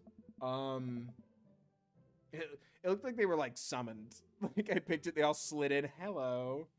Matt and Hugo seem to be embroiled in an intense discussion. Craig looks on, smiling politely. I walk over to say hello. Oh no, am I gonna have to switch? Oh man, Milk was a bad choice. Just swimming in dads right now. Shut up. It's hilarious. I'm drowning in dads over here. Just dads falling out of my pockets. Well, I don't think it's fair to try to compare two art movements like that. Periods in any art only exist because they're a unique byproduct of the social and political climate of a time and place. And to try to take something like, say, oh, hello, the Rococo period and compare it to postmodernism in America, you're completely disregarding the context in which a work of art is created. Matt and Hugo seem to be so busy talking that they don't notice me. Craig leans in. Dude, I have no idea what's happening. Listen in. That kind of comparison just eliminates the reason art movements are so important in the first place. I forgot what your voice was. It's been such a minute. You're not wrong, but I think there's no harm comparing one work of art to another. You could definitely say one painting is better than another if you're evaluating technical skill from a purely formalist standpoint. If I showed you, I almost said Maltese, a Matisse, and then something by the Dutch masters, which one would you say shows more technical prowess? Oh. I'm so lost right now, I shoot a worried glance over to Craig, who returns it. Well, sure. We could say that the Dutch masters were technically more skilled, but I would argue that while the Dutch masters were better painters, Matisse, I hope I'm saying that right, had better paintings overall. I have no idea what you guys are talking about. Art is dead. Listen, you guys, can navel gaze all you want about art and periods, but real art died long before we were ever born. Before the original masters picked up their brushes, before Prometheus received fire from the gods. Everything we do on this planet is born of a fear of death. Art is just a way for humans to try to live forever. But it doesn't matter. Nothing matters. One day, it would all be dust. Everyone stares at me. Anyway. Oh no, did I blow it? Oh, I thought I was saying something really profound, or at least a Bo Burnham reference. All of this money worked really hard for. Is that, by the way, is one of them your Frasier impression? Yes, thank you. The sophisticated gentleman, yes, he's gonna have the sophisticated sounding voice. That's who I channel when I have to do standard stage. I'm not implying I'm doing standard stage well either. Don't be like me. Be better than me. We were just discussing the importance of context when talking about artwork. I always forget what voice I gave Matt. Listen, all I was asking is if you liked Van Gogh or Picasso better. Hugo throws up his hands in frustration. But they represent two completely different art movements. How could I possibly choose between the thick, creamy impasto of post-impressionism and the abstract beauty of cubism? Man, that's all way above my head. Me too. It's all good, man. The cool thing about art is that we all perceive it differently. A single piece could have a totally different effect on each person that looks at it, and that's awesome. Thank you, Matt. That's absolutely right. Just 1 minute about that. Hugo, please. Sorry, I get really fired up about art. This is hard. I think I made their voices deep and smart, and that's, I think, that was the wrong path now. Bill, how are you liking the neighborhood? They just seem so well-versed, so I'm like, yeah, I think it's glasses. I think glasses make them look like half glasses, right? Especially. I only have one smart person voice. One of you be... Well, I need Craig to talk more. It's pretty nice. Everybody's been super friendly. Seems your daughter is fitting in just fine. Oh, bye, Craig. It's fine. Matt points across the yard to where Amanda, Daisy, and another young girl are playing. They're all sitting cross-legged in the grass, picking weeds and weaving them into little flower crowns. It's pretty adorable. The girl I don't recognize jogs over to us. What is it, sweetheart? It's a flower crown. I thought you'd look cute in it. Well, there's only one way to find out. Matt takes the flower crown and places it on top of his head. Oh. Am I cool now? The girl stares at him, thinking it over. No, but you're slightly less cool than you were before you put it on. Hey. Hey, Bill, this is my daughter. Hello. I'm Carmencita? I apologize. Carmencita, that sounds right. Amanda comes up with Daisy in tow. We were having another Pokemon battle. Dad, look, I'm making friends. Are you making friends? You better be making friends. Yeah, actually, Amanda, you remember the cool barista from the coffee shop and my old college friend and, your teacher? Hey. Oh, hi, Mr. Vega. I didn't realize we were neighbors. Yep. You still gonna get me that you still gonna get me that overdue term paper? Great seeing ya. Bye. Finger guns her way out of the conversation like a champ. That's good. She learned that finger gun move from me. I'm very proud. She's definitely a charmer. Speaking of which, where did my son go? Hugo looks around the party. He must finally spot him because his eyes go wide. Ernest Hemingway Vega, are you smoking? Ernest is holding a lit cigarette. Oh no, smoking's bad for you kids. Nope. I see Ernest across the way. He casually takes a long drag of his cigarette and then flicks it into a gutter. Unbelievable. Excuse me. Damn, that's uncomfortable. Hugo marches over to Ernest, and I turn my attention to Matt and Craig. Kids, am I right? Man, I do not envy Hugo. The last barbecue we had, Ernest tried to shove a sprinkler down Joseph's pants, nearly burned down half the yard. What? What? And the barbecue we had before that, he actually burned down half the yard. And then it spread onto my lawn and burned down half my yard too. One full yard over 2 properties. Hugo walks back over to us, practically dragging Ernest behind him. Hey, everybody, sorry about that. Bill, this is my son, Ernest. Hello. Ernest looks away, sulking, his hands shoved deep in his pockets.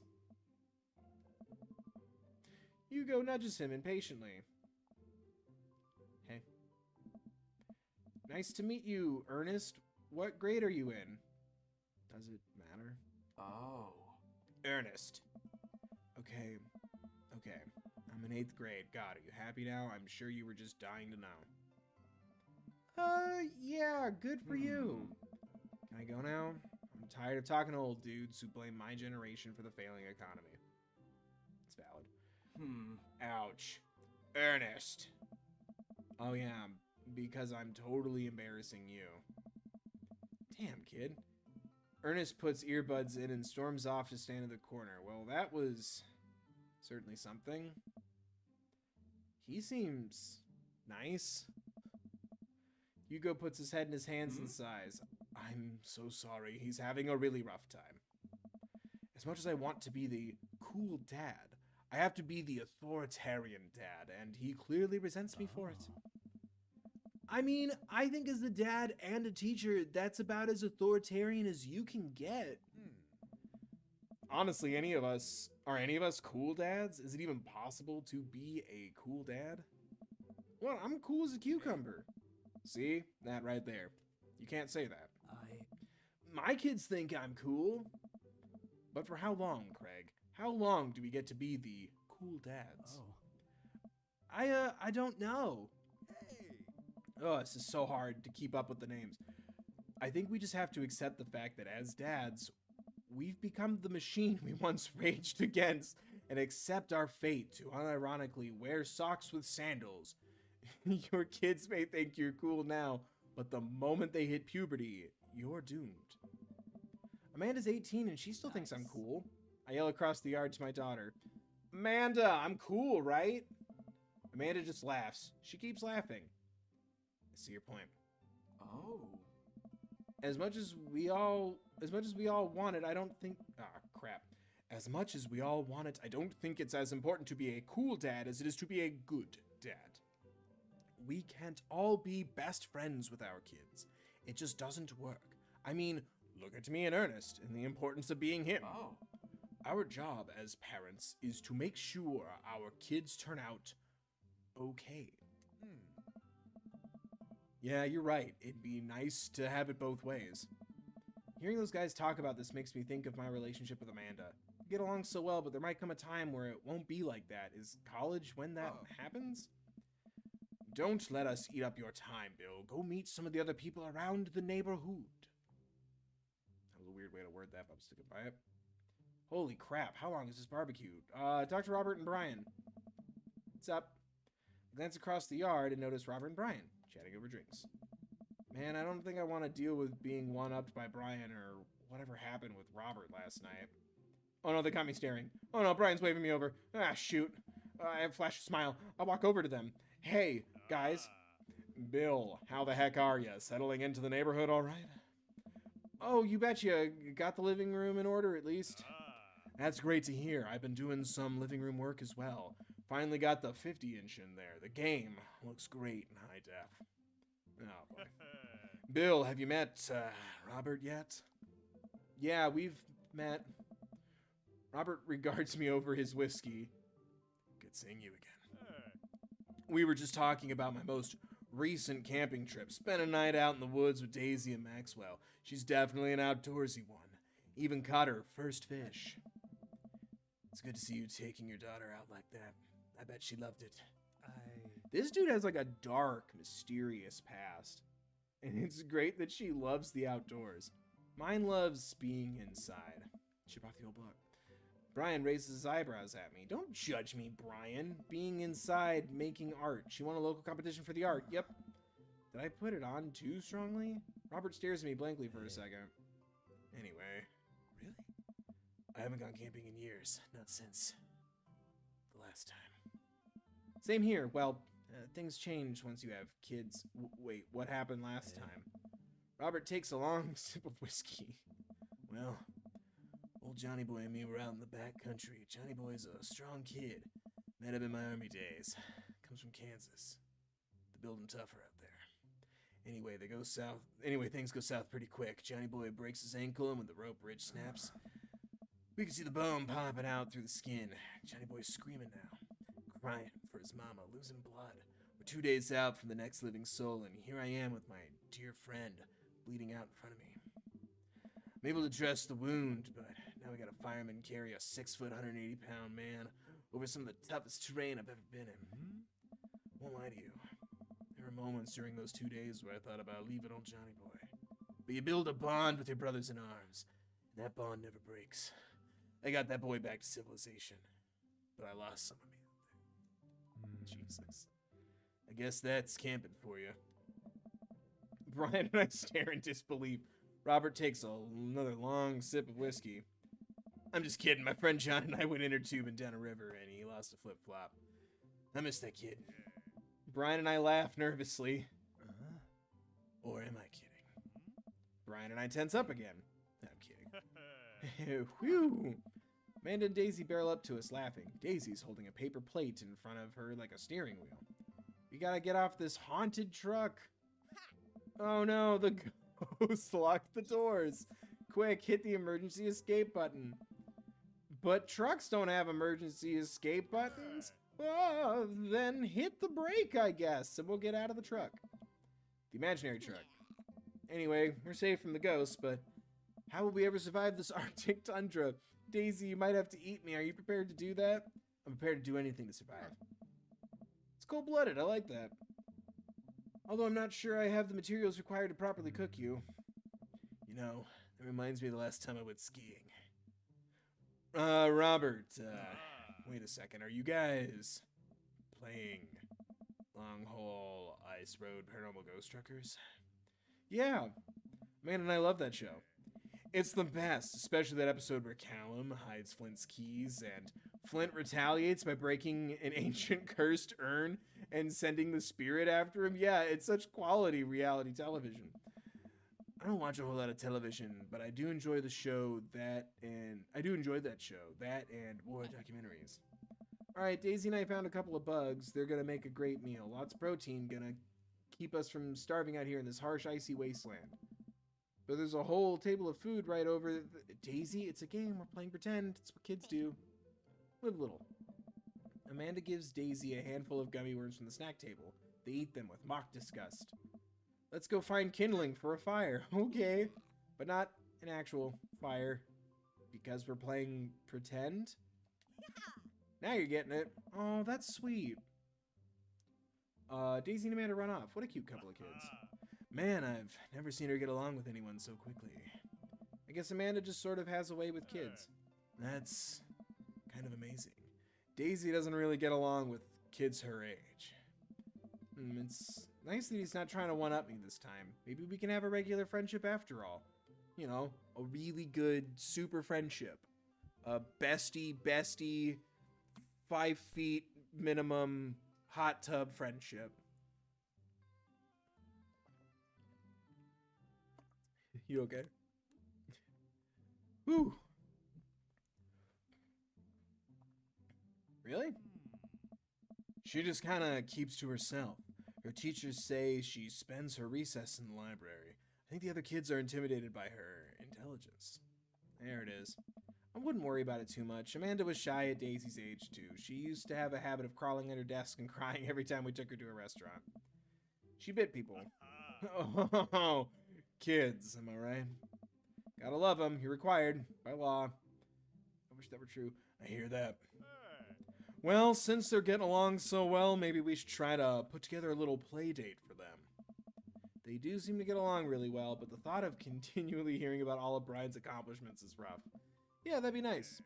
Well, I don't want to take up too much of your time. Go meet some of the other fellas. Oh my gosh, my voice is getting so tired. Talk to Joseph and Damien. I spot Joseph chatting with the guy from Dead Goth and Beyond by the grill. I wonder what they're talking about. I walk over to them. So I'm curious, can you walk me through why you had your house painted black? Where do I even start? The house stays warmer in the winter. It provides an aesthetic contrast to the rest of the neighborhood. It complements the crimson interior perfectly. It's definitely an interesting choice. Oh, Thank you. I'm very proud of my abode. Bill, I was just having a conversation with Damien here about his aesthetic design decisions. Damien regards me up and down with a warm but critical eye. I feel like I'm screwing up his voice too. I'm so in my head about this. How do you do? I don't believe I've had the pleasure. I think I saw you in Dead Goth and Beyond the other day. Damien's face turns bright red. I must apologize for my behavior on that day. You see, I take the goth lifestyle very seriously, and to be caught in a ruse by such a corporation as Dead Goth and Beyond was profoundly frustrating indeed. I hope you know that while my anger may have been justified, it was no such way for a gentleman to act. It's okay, man. Do tell me about yourself. Are you new to the area? Yeah, my daughter and I just moved in the other day. She was the one I took to Dead Goth and Beyond. Very good taste on her part. Does she partake in the goth lifestyle? Think for a second. I'll go over to Amanda, hanging out with some of the other kids in the neighborhood, older kids in the neighborhood. Amanda, would you consider yourself goth? Are we goth now? Amanda yells back, I wouldn't necessarily try to fall under any one specific label. Go off, queen. But I guess if I had to choose, I would more describe myself as twee hipster with some normcore leanings. Bats are cool though. I don't understand a single word you said. Pity. Are you enjoying the party so far? Oh, definitely. Thanks so much for putting this on. It was nice to be in a cul-de-sac where everyone's so friendly and welcoming. Amanda walks up to the conversation. I also like The Lost Boys a lot. Really good movie. Does that count as goth? That it would. That it would, my dear. I don't believe we've had the pleasure of meeting. Damien Bloodmarch at your service. Damien finishes the sentence with a flourish and a bow, producing a single rose and offering it to Amanda. Is he a magician vampire? Are vampires magic? Asking for a friend. Amanda blushes and returns the gesture with a curtsy. My, do you know how to treat a lady? Hello, Amanda. Seemingly out of nowhere, Joseph's twins appear. Are they speaking in unison? Hey, won't you... Yeah, I made this joke. Won't you come play with us? Come play with us. Forever. Guys, enough of the creepy twin shtick. We've talked about this. Christian and Christy slowly back away. Where do you think they got that from? Where do you think they got that from? Mary pops into the conversation, wine in hand. I don't know. Mary takes a long sip of the wine. I think I might have taped over a VeggieTales VHS with The Shining. Who knows? She takes another sip of her wine. Where's Krish? Wasn't he with you? You had him a moment ago. He's probably stuffing dirt in his mouth. He'll be all right. Toddlers are pretty resilient. Mary tips her glass to me. Ain't my first time to the rodeo. It's my fourth. Come on. I have squeezed 4 little... Sweetheart, would you do me a favor and please find Krish? That would be great. Oh my god. I'm sure he's fine. Mary. Okay, cheese. Mary finishes her wine and wanders off. Oh my god. Dad, can we go now? Huh. Ah, Lucian, have I introduced you to Bill yet? Hey, it's that punk from Amanda's school. I remember you. Whatever. That's no way for a young man to speak to his elders. Be polite. Lucian bows. Whatever, sir. Lucian bows again. Mr. Christensen, may I have a veggie burger, sir? Coming right up, bud. Are you a vegetarian? Yup. Make that 2 veggie burgers. Do you know that some people in the Victorian era were vegetarians? They described carnivorous people as blood lappers. Why does it sound sexual? Dad. That's really interesting, Damien. Joseph returns to the grill. Just a hint of a tattoo peeks out from underneath his sleeve. Whoa! I can't believe I didn't notice it before. It looks like the bottom of an anchor. Whoa, is that a tattoo? That was way more surfer than I wanted it to be. Yep, I wasn't always a youth pastor, you know. That's so cool. Want to see mine? Oh my. What? Lucian pulls back some rubber bracelets, revealing a lopsided 666 in black ink. My buddy gave me a stick and poke tattoo last week. I think it's healing up pretty good. Lucian! Oh no. We'll talk about this later. Yeah. Ah. That's pretty cool. What's the significance of the tattoo? I don't know. I just thought it looked sick. Well, in my opinion, the only reason you need to get a tattoo is because you want one. Careful though. That number carries weight. 999's quite the number. Man, Joseph is a way cooler youth pastor than I thought. I just figured youth pastors popped out of the womb with a Bible. I wonder what he did before preaching. And without further ado, let's work some magic. Joseph closes his eyes, takes a deep breath, and gets to work. With the greatest of ease, he sets patties on the grill, flourishing as he flips the spatula into the air. It's easily some of the best grill work I've ever seen. You guys think this is my first time in front of a grill? He's working faster now, effortlessly, tossing cheese on the patties and perfectly grilling onions on the side. I'm getting hungry. One after another, the dads take notice and crowd around Joseph to admire his masterful technique. Oh no, all the dads are congregating. You probably don't know this, Bill, but Joseph's known around here for his grillmanship. He's just ungrill-livable. Hey. I've tried to get on his level, but I just can't catch up. Nice. Let us keep studying. He has a rare quality about him. Mustard, we keep talking about this. Can't we just appreciate the artist? I've never seen him make a mistake. Okay, we need to stop. This is getting too cheesy. Please stop. Yes, please. Everyone stop the round table meet and greets. This is hurting. I'm in hell. All the children at the party boo the glorious display of puns in unison.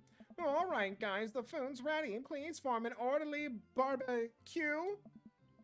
Amanda groans. We all grab our food and hang out, enjoying perfectly cooked cheeseburgers in paradise. Man, it's so wild how all of us dads live in the same cul-de-sac. Kind of nice, isn't it? It feels like there's a real community here. Totally helps when you're just a single dad trying to raise a kid. We're happy to have you here, man. I think you're going to like this neighborhood a lot. Plus, Amanda seems to be getting along with all of the kids. If she decides to get into the babysitting game, she'll really make a killing. Oh. Hey, why don't you add us all on Dad Book? Dad Book? Yeah, it's a great social network for dads to keep in touch with each other. Who? We're all on it, so if you ever need to reach out to anyone, that's the simplest way to do it. Sorry, I'm just an old-fashioned dad. Social media goes over my head sometimes. Are there more game mechanics that I don't know about? Don't worry, Pops, I'll help you figure it out. The rest of the barbecue goes smoothly. We all trade stories and drink beer as our kids play on the lawn. Amanda breaks up a fight between Carmencita and those weird twins. I think they wanted her soul. Oh no. Amanda and I walk back to our place as the sun sets over the neighborhood. Pretty fun party, don't you think? Oh, excuse me. I feel like I was at a networking event. I'm gonna get LinkedIn notifications out of this. I just know it. You don't think it's nice that people want to connect with you? Not when their affection jams up my inbox, metaphorically speaking. Well, hey, at least you met some other cool dads. You should hit them up on Dad Book.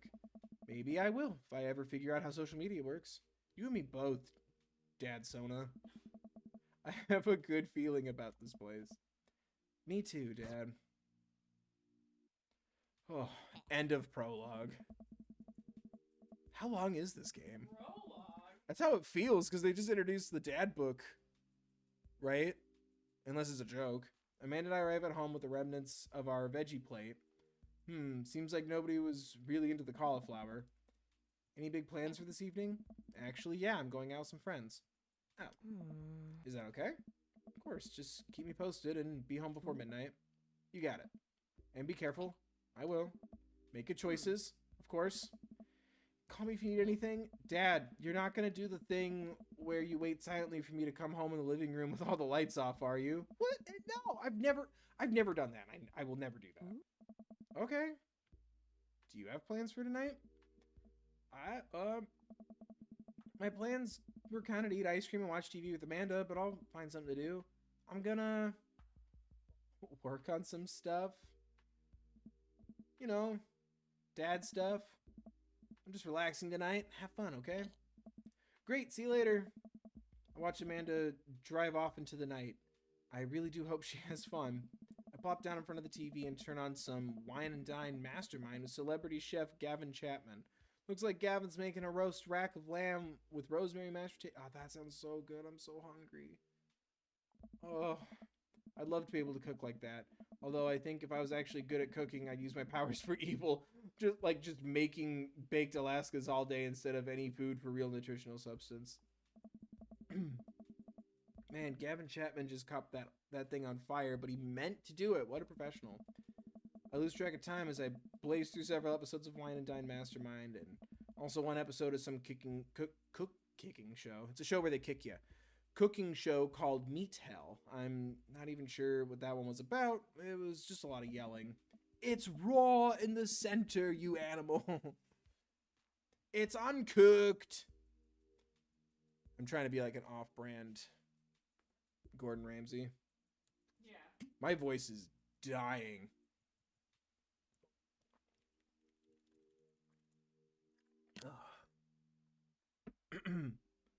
I glance at my watch. Man, it's almost midnight. I should check in with Amanda. I send a text. Hey, kiddo, you good? I wander to the kitchen as I wait for a reply. Oh, I just realized we just saw the rest of the house. Amanda's phone is almost always in her hand, so I'm sure she'll respond soon, unless she's driving home now, in which case I hope she doesn't respond soon because I definitely taught her better. I literally have this issue all the time where I'm like, I want to text like, hey, I hope everything's okay. Or like, what if you're driving? What if you're doing something where it's dangerous for you to respond? And I'll feel guilty for the rest of my life if something happens. This is my dad, Sona. Unless she's driving home now, in which case I hope she doesn't respond soon because I definitely taught her better than to text and drive. I reach into the freezer and grab an ice cream sandwich. It's a little late for this, but I think I earned it after a long day of socializing. Yeah, you can deserve a reward. It's a lot of standing. I check my watch again and then my phone. Nothing yet.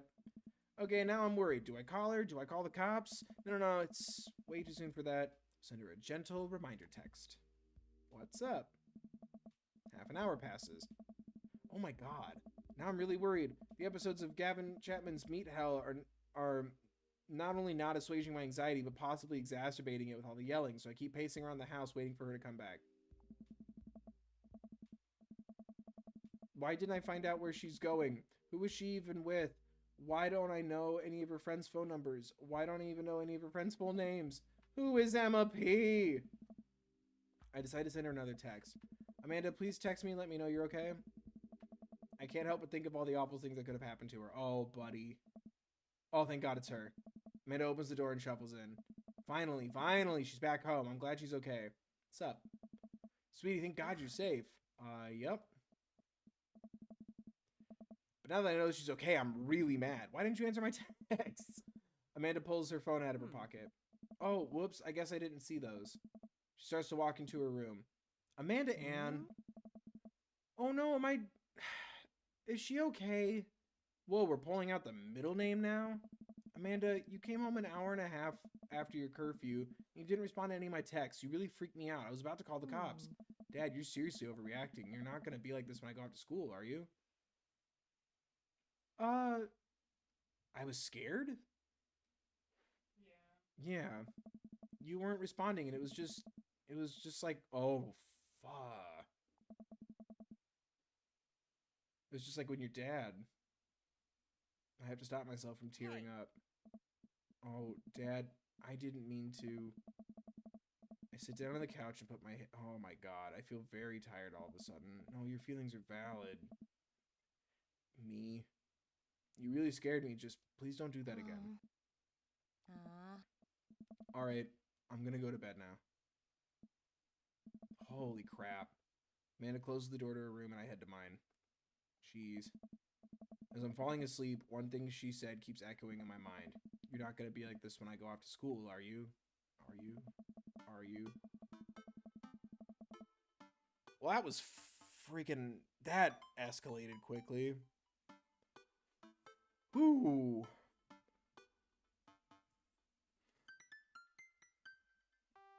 Oh, how we doing in chat?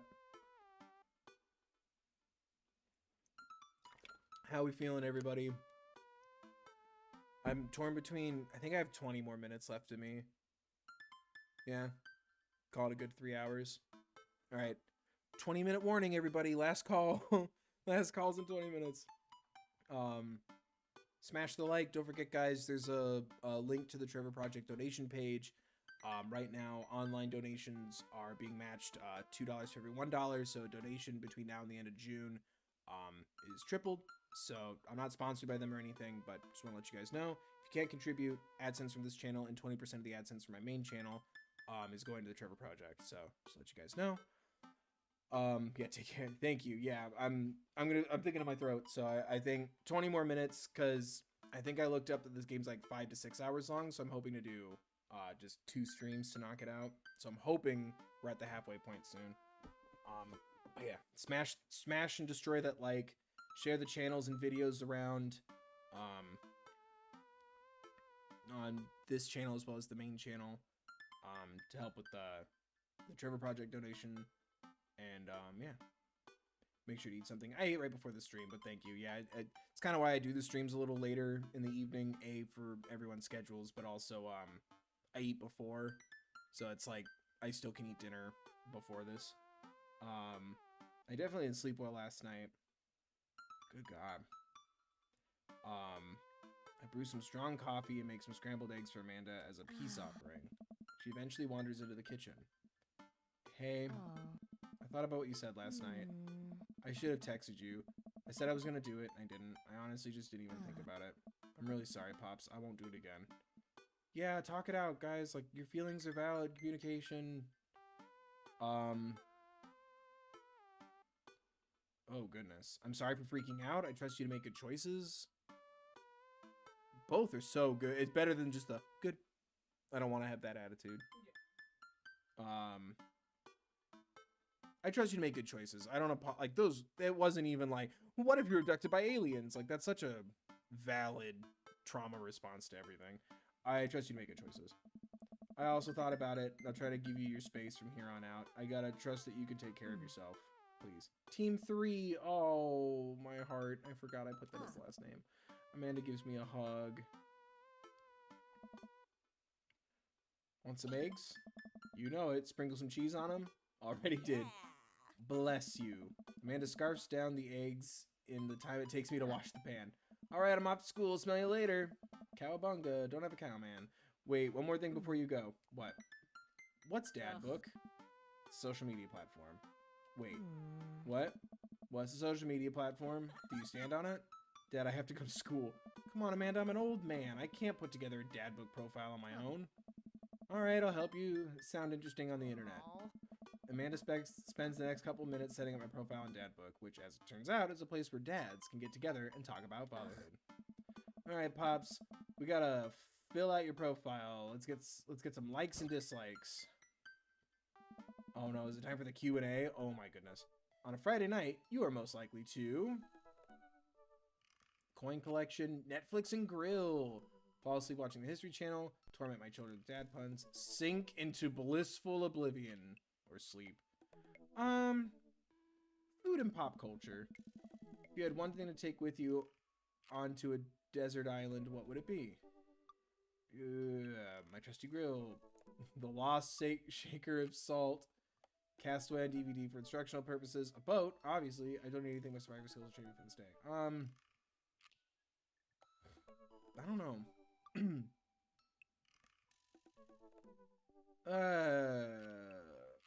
A boat. What are your turn-ons? Strong dad arms, tennis shoes with long white socks, a well-manicured lawn, street smarts. Quick tip: save your place after you make your dad book. It will be helpful to you. Okay. Yeah. Cool. That's good to know. Comfortable with crying. Yeah. Yeah. What did you want to be when you grow up? Technical writer for manuals and instructionals. Salty boat captain. Who is that for? Which character wants a salty boat captain in their life? Oh, or maybe Joseph, because he had an anchor tattoo. Smart. Yeah. So what if I can see the darkest side of him? Anyway. Pro skater who is also an astronaut. A good father, the president of space. Meh, good father. What's your favorite movie genre? War docs, Sean Connery, anything on Laserdisc, rom-coms, whatever will make me cry. Old comedies that haven't aged well. Yikes. Yeah. I don't want to just have sad responses. Rom-coms? Yeah. Sean Connery sucks. What's your ideal date? Napping together, doing a 1,000-piece puzzle, eating a healthy dinner at 4. Trying to geocache but getting hopelessly lost. Arson, being emotionally vulnerable.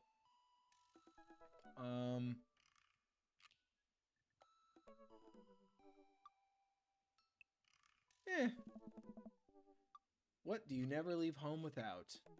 A sensible cardigan, my sick vape, my book of word jumbles and a pen, a cool knife, my cripplingly low self-esteem. I frequently forget my phone, keys, and wallet at home sometimes, perhaps. Low self-esteem. Spend a lot of time thinking about conspiracy theories, how proud I am of my child, potential ends of the world, if I'll ever be able to love myself as much as I love my grill, when I can next get a cup of coffee, lawnmower modifications. Ooh, conspiracy theories is kind of dope. But, cup of coffee sounds about right. Ah, yes. Profile complete. Da-na-na-na, you got a profile. See, that wasn't so bad. Yeah, that was actually kind of fun. I could totally spend all day in here just looking at people's profiles. You should message one of them. Or more than one of them. All of these dads seem pretty interesting. Okay, I promise I'll make some friends. Amanda gives me a hug. Go get him, Dad. Welcome. You've got dads. Oh, wow. These actions will have consequences. Hello? Hi, Bill. It's me, your dear old friend from way back in the day, Dad Manda. I'm delighted to see you've signed up for Dadbook. They've recently added this exciting new messenger service so you may find yourself receiving messages from other dads, like myself. Take care not to miss them. Oh, no. Manda, is that you? What are you doing on Dadbook? Why, Bill, I never. Why, Bill, I've never. We've known each other since business school. How could you possibly confuse me for your amazing and talented, easy-to-buy things for a daughter?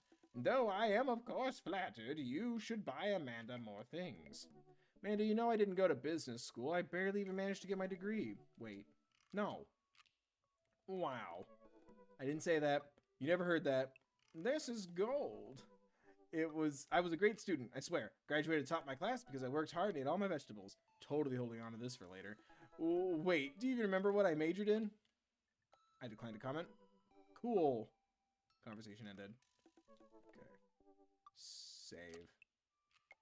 Saving.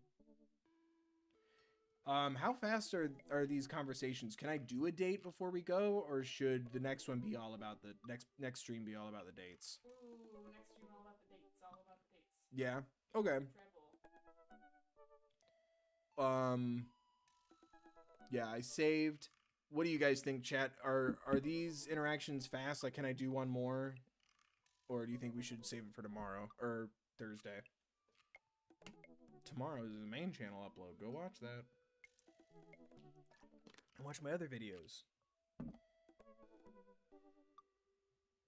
Does anyone know how long these take? Dates are kind of long. Yeah.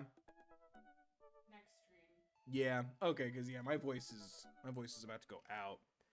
I will tomorrow's an editing day anyway, so I'm not going to be using a lot of my Yeah, but sounds. saved it, I think. Dates take a while. Okay, I know I already saved, but you get to see these darkest sides of me where I save so many times I'm scared of missing out. Or it didn't actually save. Okay. Awesome. Thanks, guys. Like, yeah, I want to push through, but I think this is a good I think this is a good stopping point. Cause yeah, I'm getting tired. Also we have to keep the air conditioner off for the streams because it does not go well with the microphone despite all these layers and stuff. I hope it does still kind of look and sound good. I'm sorry that my glasses reflect so much you can't really see my face. But thanks guys for hanging out. Hope everyone's doing well. I usually don't like to look at the stats, but I'll take a little peek. I don't know what our chat rate is, but it's 2. We got 2 chats. Who am I curious to maybe date so far? I feel like I think Matt, because everyone else that doesn't seem like a good fit, or it's like too complicated. Cause like Hugo is my daughter's teacher, but he seems smart. Brian seems like a bit of a jerk, but I feel like once you break that barrier, like I doubt they keep that joke going for so long. Right. Robert seems mysterious, and if I didn't since I didn't sleep with him earlier, unintentionally didn't sleep with him earlier, I guess I still have a chance there. Joseph has like a family though. Like I don't want to. They all technically do. No, I'm saying like his wife is there, right? Or do they? I mean, maybe I'm assuming. I don't know. It gave me the vibe. I mean, it was such a casual barbecue. It wasn't like, oh, it's a child's birthday party or something. So if they were like separated, I can't imagine her just coming over to meet the neighbor. I don't know. And then like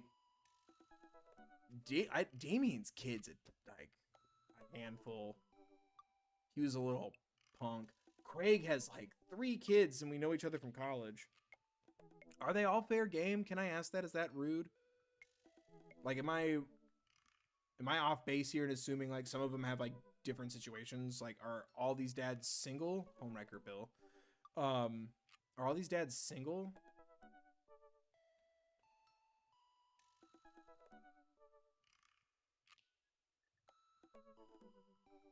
They are not separated. Yeah, see, I'm a child of a lot of divorces. I'm not a homewrecker. He did introduce her as his wife. I was doing 20 voices. I think it's fair for me to ask a clarifying question. Joseph is the only one who isn't single. Because, yeah, Craig said him and Smashley have been divorced. But obviously, they're all dads, so they all have kids. But it seems like Damien and Hugo have, like, troubled youths. Something might have happened to Robert, because Robert's the only one who didn't have a kid at the barbecue. right? Because we met Matt's kid, Hugo's kid, Brian's kid we battled. What about Damien? Damien's kid was the goth kid who's super disrespectful to us in the halls. Yeah, that's right. Craig has a baby on his chest. I think Robert's the only person whose kid we haven't met, and he has like a tattoo and a dark, mysterious past that he won't talk about. Okay, let me ask you then, this chat, who has the most fun story or the most like interesting story? Cause I'm not. If Joseph is unhappy, I will be there to support you. I'm not a homewrecker. Hugo, I feel like we've already established my guy doesn't have a lot of good smarts to him, but it's also like it's my kid's teacher, but also not for very long.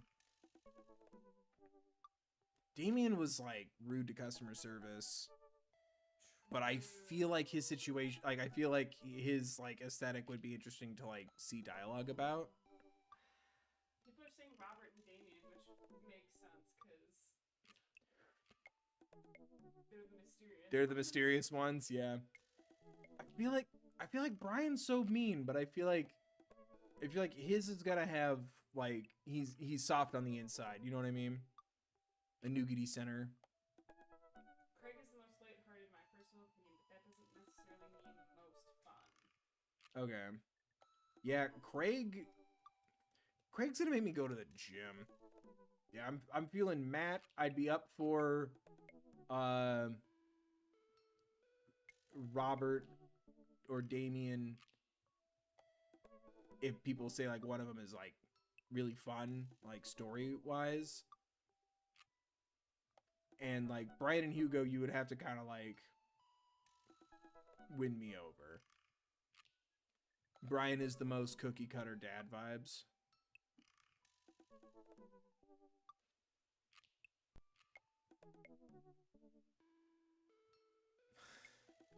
Damn it, I walked right into that. I'm hard on the outside, but if you see inside, then I can make them all your love. I don't know. I think I would start with Matt. I feel like he's just like, he seemed like a really fun dude at the coffee shop. We made him laugh. We were doing puns. He makes banana bread. He's a little awkward like me. I feel like we'd be a good match, you know? His kid seems nice.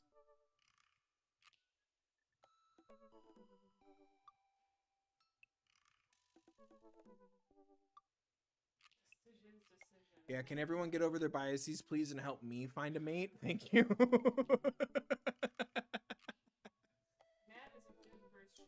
Easy and laid back. Okay. Yeah, right? He just seems like nice and dorky. Yeah, thank you. I'm dying. I'm fine. That's somebody's username. Matt is a good choice. Okay, I think... Because obviously, like, I can date around, right? Whoa. Matt's mini game? Everyone gets... There's games? Love isn't a game. You got games on your phone? You got games? Shut up. Love is not a game. Few days to think it over. Yeah, for sure. It's fine. I was hoping to have the thumbnail represent who we're crushing on, but also that's the allure. That's why you'll click, right? If I already tell you the answer, you're not gonna watch, like, subscribe, ring the bell, check the settings, make sure they're set to all. Hear it on my main channel, youtube.com/thethirdbill, where I have music and animation content, ideally dropping regularly right now, including a video tomorrow. You should also check out the other ones I've been dropping recently. We're still doing that fundraiser. 20% of my AdSense on my main channel, and all the AdSense on this channel are going to the Trevor project. Plug complete. You can also read their profiles. Yeah, we probably will do that next.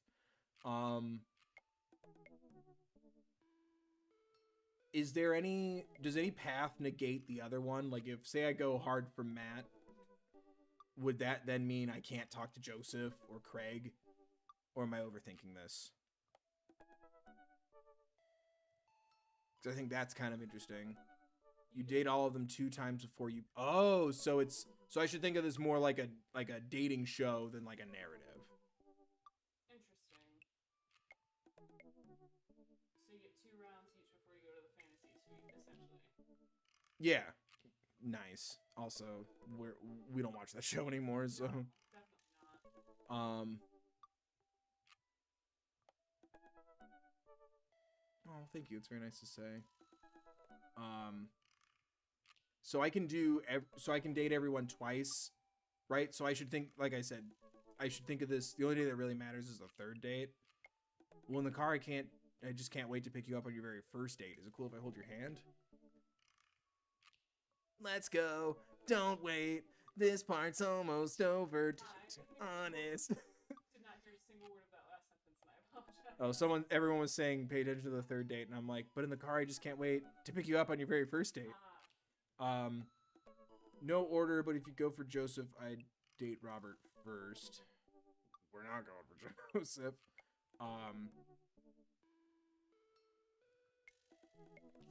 Okay, so I should do the 2 dates with everyone and then be selective with my 3rd, because that's pickin' time. That's thick pickins. More like War Ragnarok. More like War Ragnarok. What I was going for as opposed to slim pickins. So we have options, but you're right. Slim Pickens is where Jim Pickens comes from. You're right. I'm the only YouTuber you should be watching, by the way, so you should not understand that reference. The dates can unfold more story? I'm so confused. Okay, but I can do the first 2 dates with all of them, and that should help me pick my 3rd one.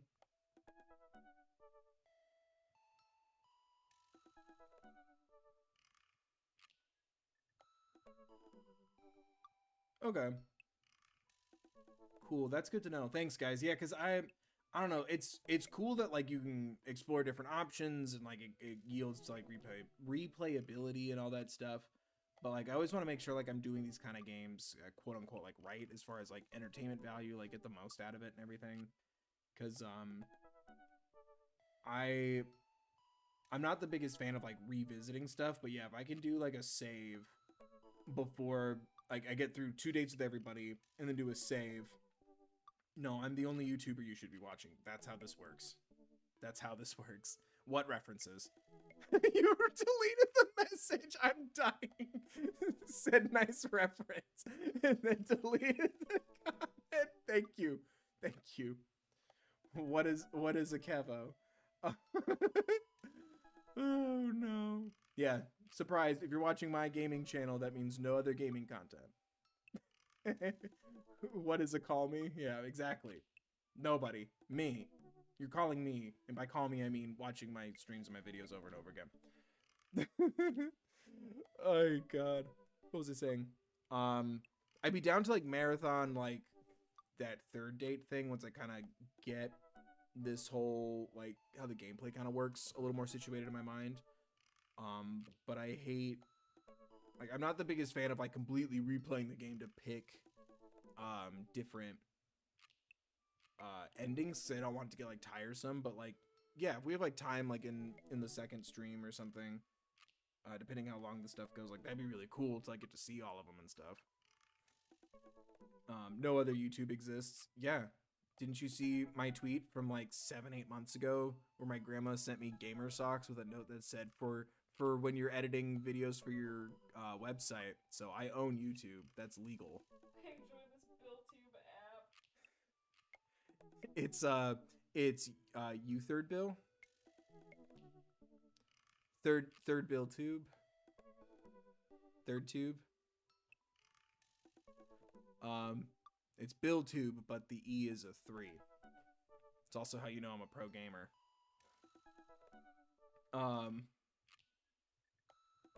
So yeah, I definitely want to check these out. The different endings and stuff. But yeah, as long as I don't have to like completely start over. Because I also know I want to do that for like the holiday stuff. I want to call it something like Naughty for Nice, where I do like the bad endings. Yeah, right. Where I do the bad endings for like fundraisers and stuff at the end of the year. I think that'd be really fun. That's a good idea. Because there's like Evil Detroit Become Human, whatever the worst ending is of this, if people like this, would be fun. Walking Dead, I don't think has a bad ending system. What, even like one of the Life is Stranges or something? We'll see. The thing that sucks though is my grandma sent me a inappropriate 2020 COVID Christmas ornament and gamer socks, and they arrived the day that Jimmy Stop Motions did his worst presents video uploaded, so I couldn't even send it to Jeremy Cinemas. I'm really bummed because it was like straight up what everybody got that year. And it is. It's like little Santa Clauses with our names written on them, wrapped in toilet paper. I love her to death, but it made me really sad because it's like, well, because that's something my grandma would always do for my parents when I was growing up, is those, like, that specialty, like, oh, put everyone's names on it, and like, it's a Christmas tree, and like, the kids are the ornaments, and then our parents were like the little candles or the angel on top or something. And, you know, like, everyone's gotten one over the years, like, you know, after one of my siblings got married, you know, all this other stuff. And so it was like my turn to finally get my first one, and it has to do with 2020. And I'm like, oh, I don't want my picture taken right now. I don't want to remember this moment. So it's kind of a bummer, but it's still very sweet of her. And you're right, end of the day, it's supportive and she cares. I'm appreciative of that. But anyway, that was a fun way to end this on. I hope everyone's doing well, guys. Ooh, my back. Oh, I can't see my face, so I don't even know if I'm still in frame after doing that. Yeah. I hope everyone's been enjoying this stuff, guys. I hope you enjoyed the Tell Me Why series I did before Mike moved away. Shout out again to Mike.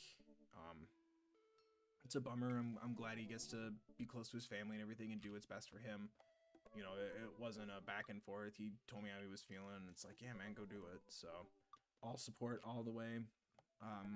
But yeah, I hope you guys are enjoying the streams. I think after this, after the Dream Daddy stuff is done, I think I might take a little break and then kind of see if I want to do like solo Let's Play stuff. If I do I do a face cam and things like that? I have a lot of stuff to think about, but I definitely wanted to do a stream, especially right now when Trevor Project online donations are being matched $2 for every $1. So it's linked up there, guys, and they're also in the resources. They're also in the resources in the description to donate to the Trevor Project. Anything helps, and like I said, if you are unable to contribute right now, all the AdSense for this channel and then 20% of the AdSense on my main channel is being donated to the Trevor Project for the month of June. So if you can't contribute, don't feel bad, but if you can, I'm definitely gonna look into probably no longer doing the YouTube fundraiser setup because it's not really working great, and start doing the Tiltify one like I did for Red Nose Day. Just kind of relearning how to do all that because with moving and everything, it was really hard to do. And I completely spaced. I forgot about the Tiltify thing until recently. But I want to have more engaging fundraising stuff coming up, and I really hope that this one works. It seems like it might have interfered with some algorithm stuff, so I'm a little bummed. But I appreciate everyone who stopped by. Even if you can't give, guys, just know that you know, by watching and everything, you're still supporting. And if you don't support LGBTQIA plus mental health and youth crisis lines, haha, screw you. By watching one of my videos, you donated anyway. Please stop watching my videos, by the way. But it's just, I don't know. I hope that the fundraiser thing didn't interfere with things like stuff on the algorithm for the month. It feels like it kind of has. That's nobody's fault. It's just I need to find a different way to do it. And also, Tiltify was kind of fun because people could leave like comments and stuff. So I might start doing that next time. But I appreciate everyone who's just been supportive and kind and hanging out and all that good stuff. It's really appreciated. It's been a rough couple of years, but it's also been a rough couple weeks, especially in our personal lives. So thank you, everyone. Say thank you to Alana for modding. Super awesome of her to take time out of being a professional woman of her industry to help me with my stuff. And then, yeah, go watch my videos. Shout out to my sisters who still haven't watched any of the shows that I talk about now. So every time I say nice things about my siblings and stuff, they don't know about it, and it really hurt my feelings that they still haven't caught up. My little sister hasn't caught up on the Owl House at all, and I was like kind of waiting for her to like watch my video. She's going through a lot, but she's doing a lot of cool stuff. I'm very proud of her. But it was such a bummer, so I started this stream in such a sad headspace of my sister who begged me to watch Steven Universe and Kipo and all these other shows that we talked about on the main channel. Won't watch any ones that I recommend now, but she's very busy right now. But the day started with, I wonder if she saw the video where I said something really sweet about her, and she's like, oh no, I haven't even finished season 1, so I haven't watched any of your Owl House videos, so I was really bummed. And that's kind of where my day started, with a huge bummer. It's a trivial thing. Everyone's happy and safe and healthy, but it's just, this is how my day kind of started. So there's a lot of stuff going on top of that too. I just wanted to focus on the funny one instead of the sad stuff. So I appreciate you guys keeping me company, hanging out and supporting me as well as each other. Don't forget, guys, as always, there are resources in the description for social injustices in the world. There's an Issues in the World card, as well as resources for Black Lives Matter, Stopping Asian Hate, Trevor Project resources. It's also, all those are linked to the website, so you can also find like donation pages there. Mental health and crisis lines, should you or someone you know need them. Thank you guys for watching. Hope everyone's staying safe. Drink some water. I've gone through 2 of these, so I probably should pee soon. Drink water, guys. Stay safe. Be mindful of others. And remember to take care of yourselves, please.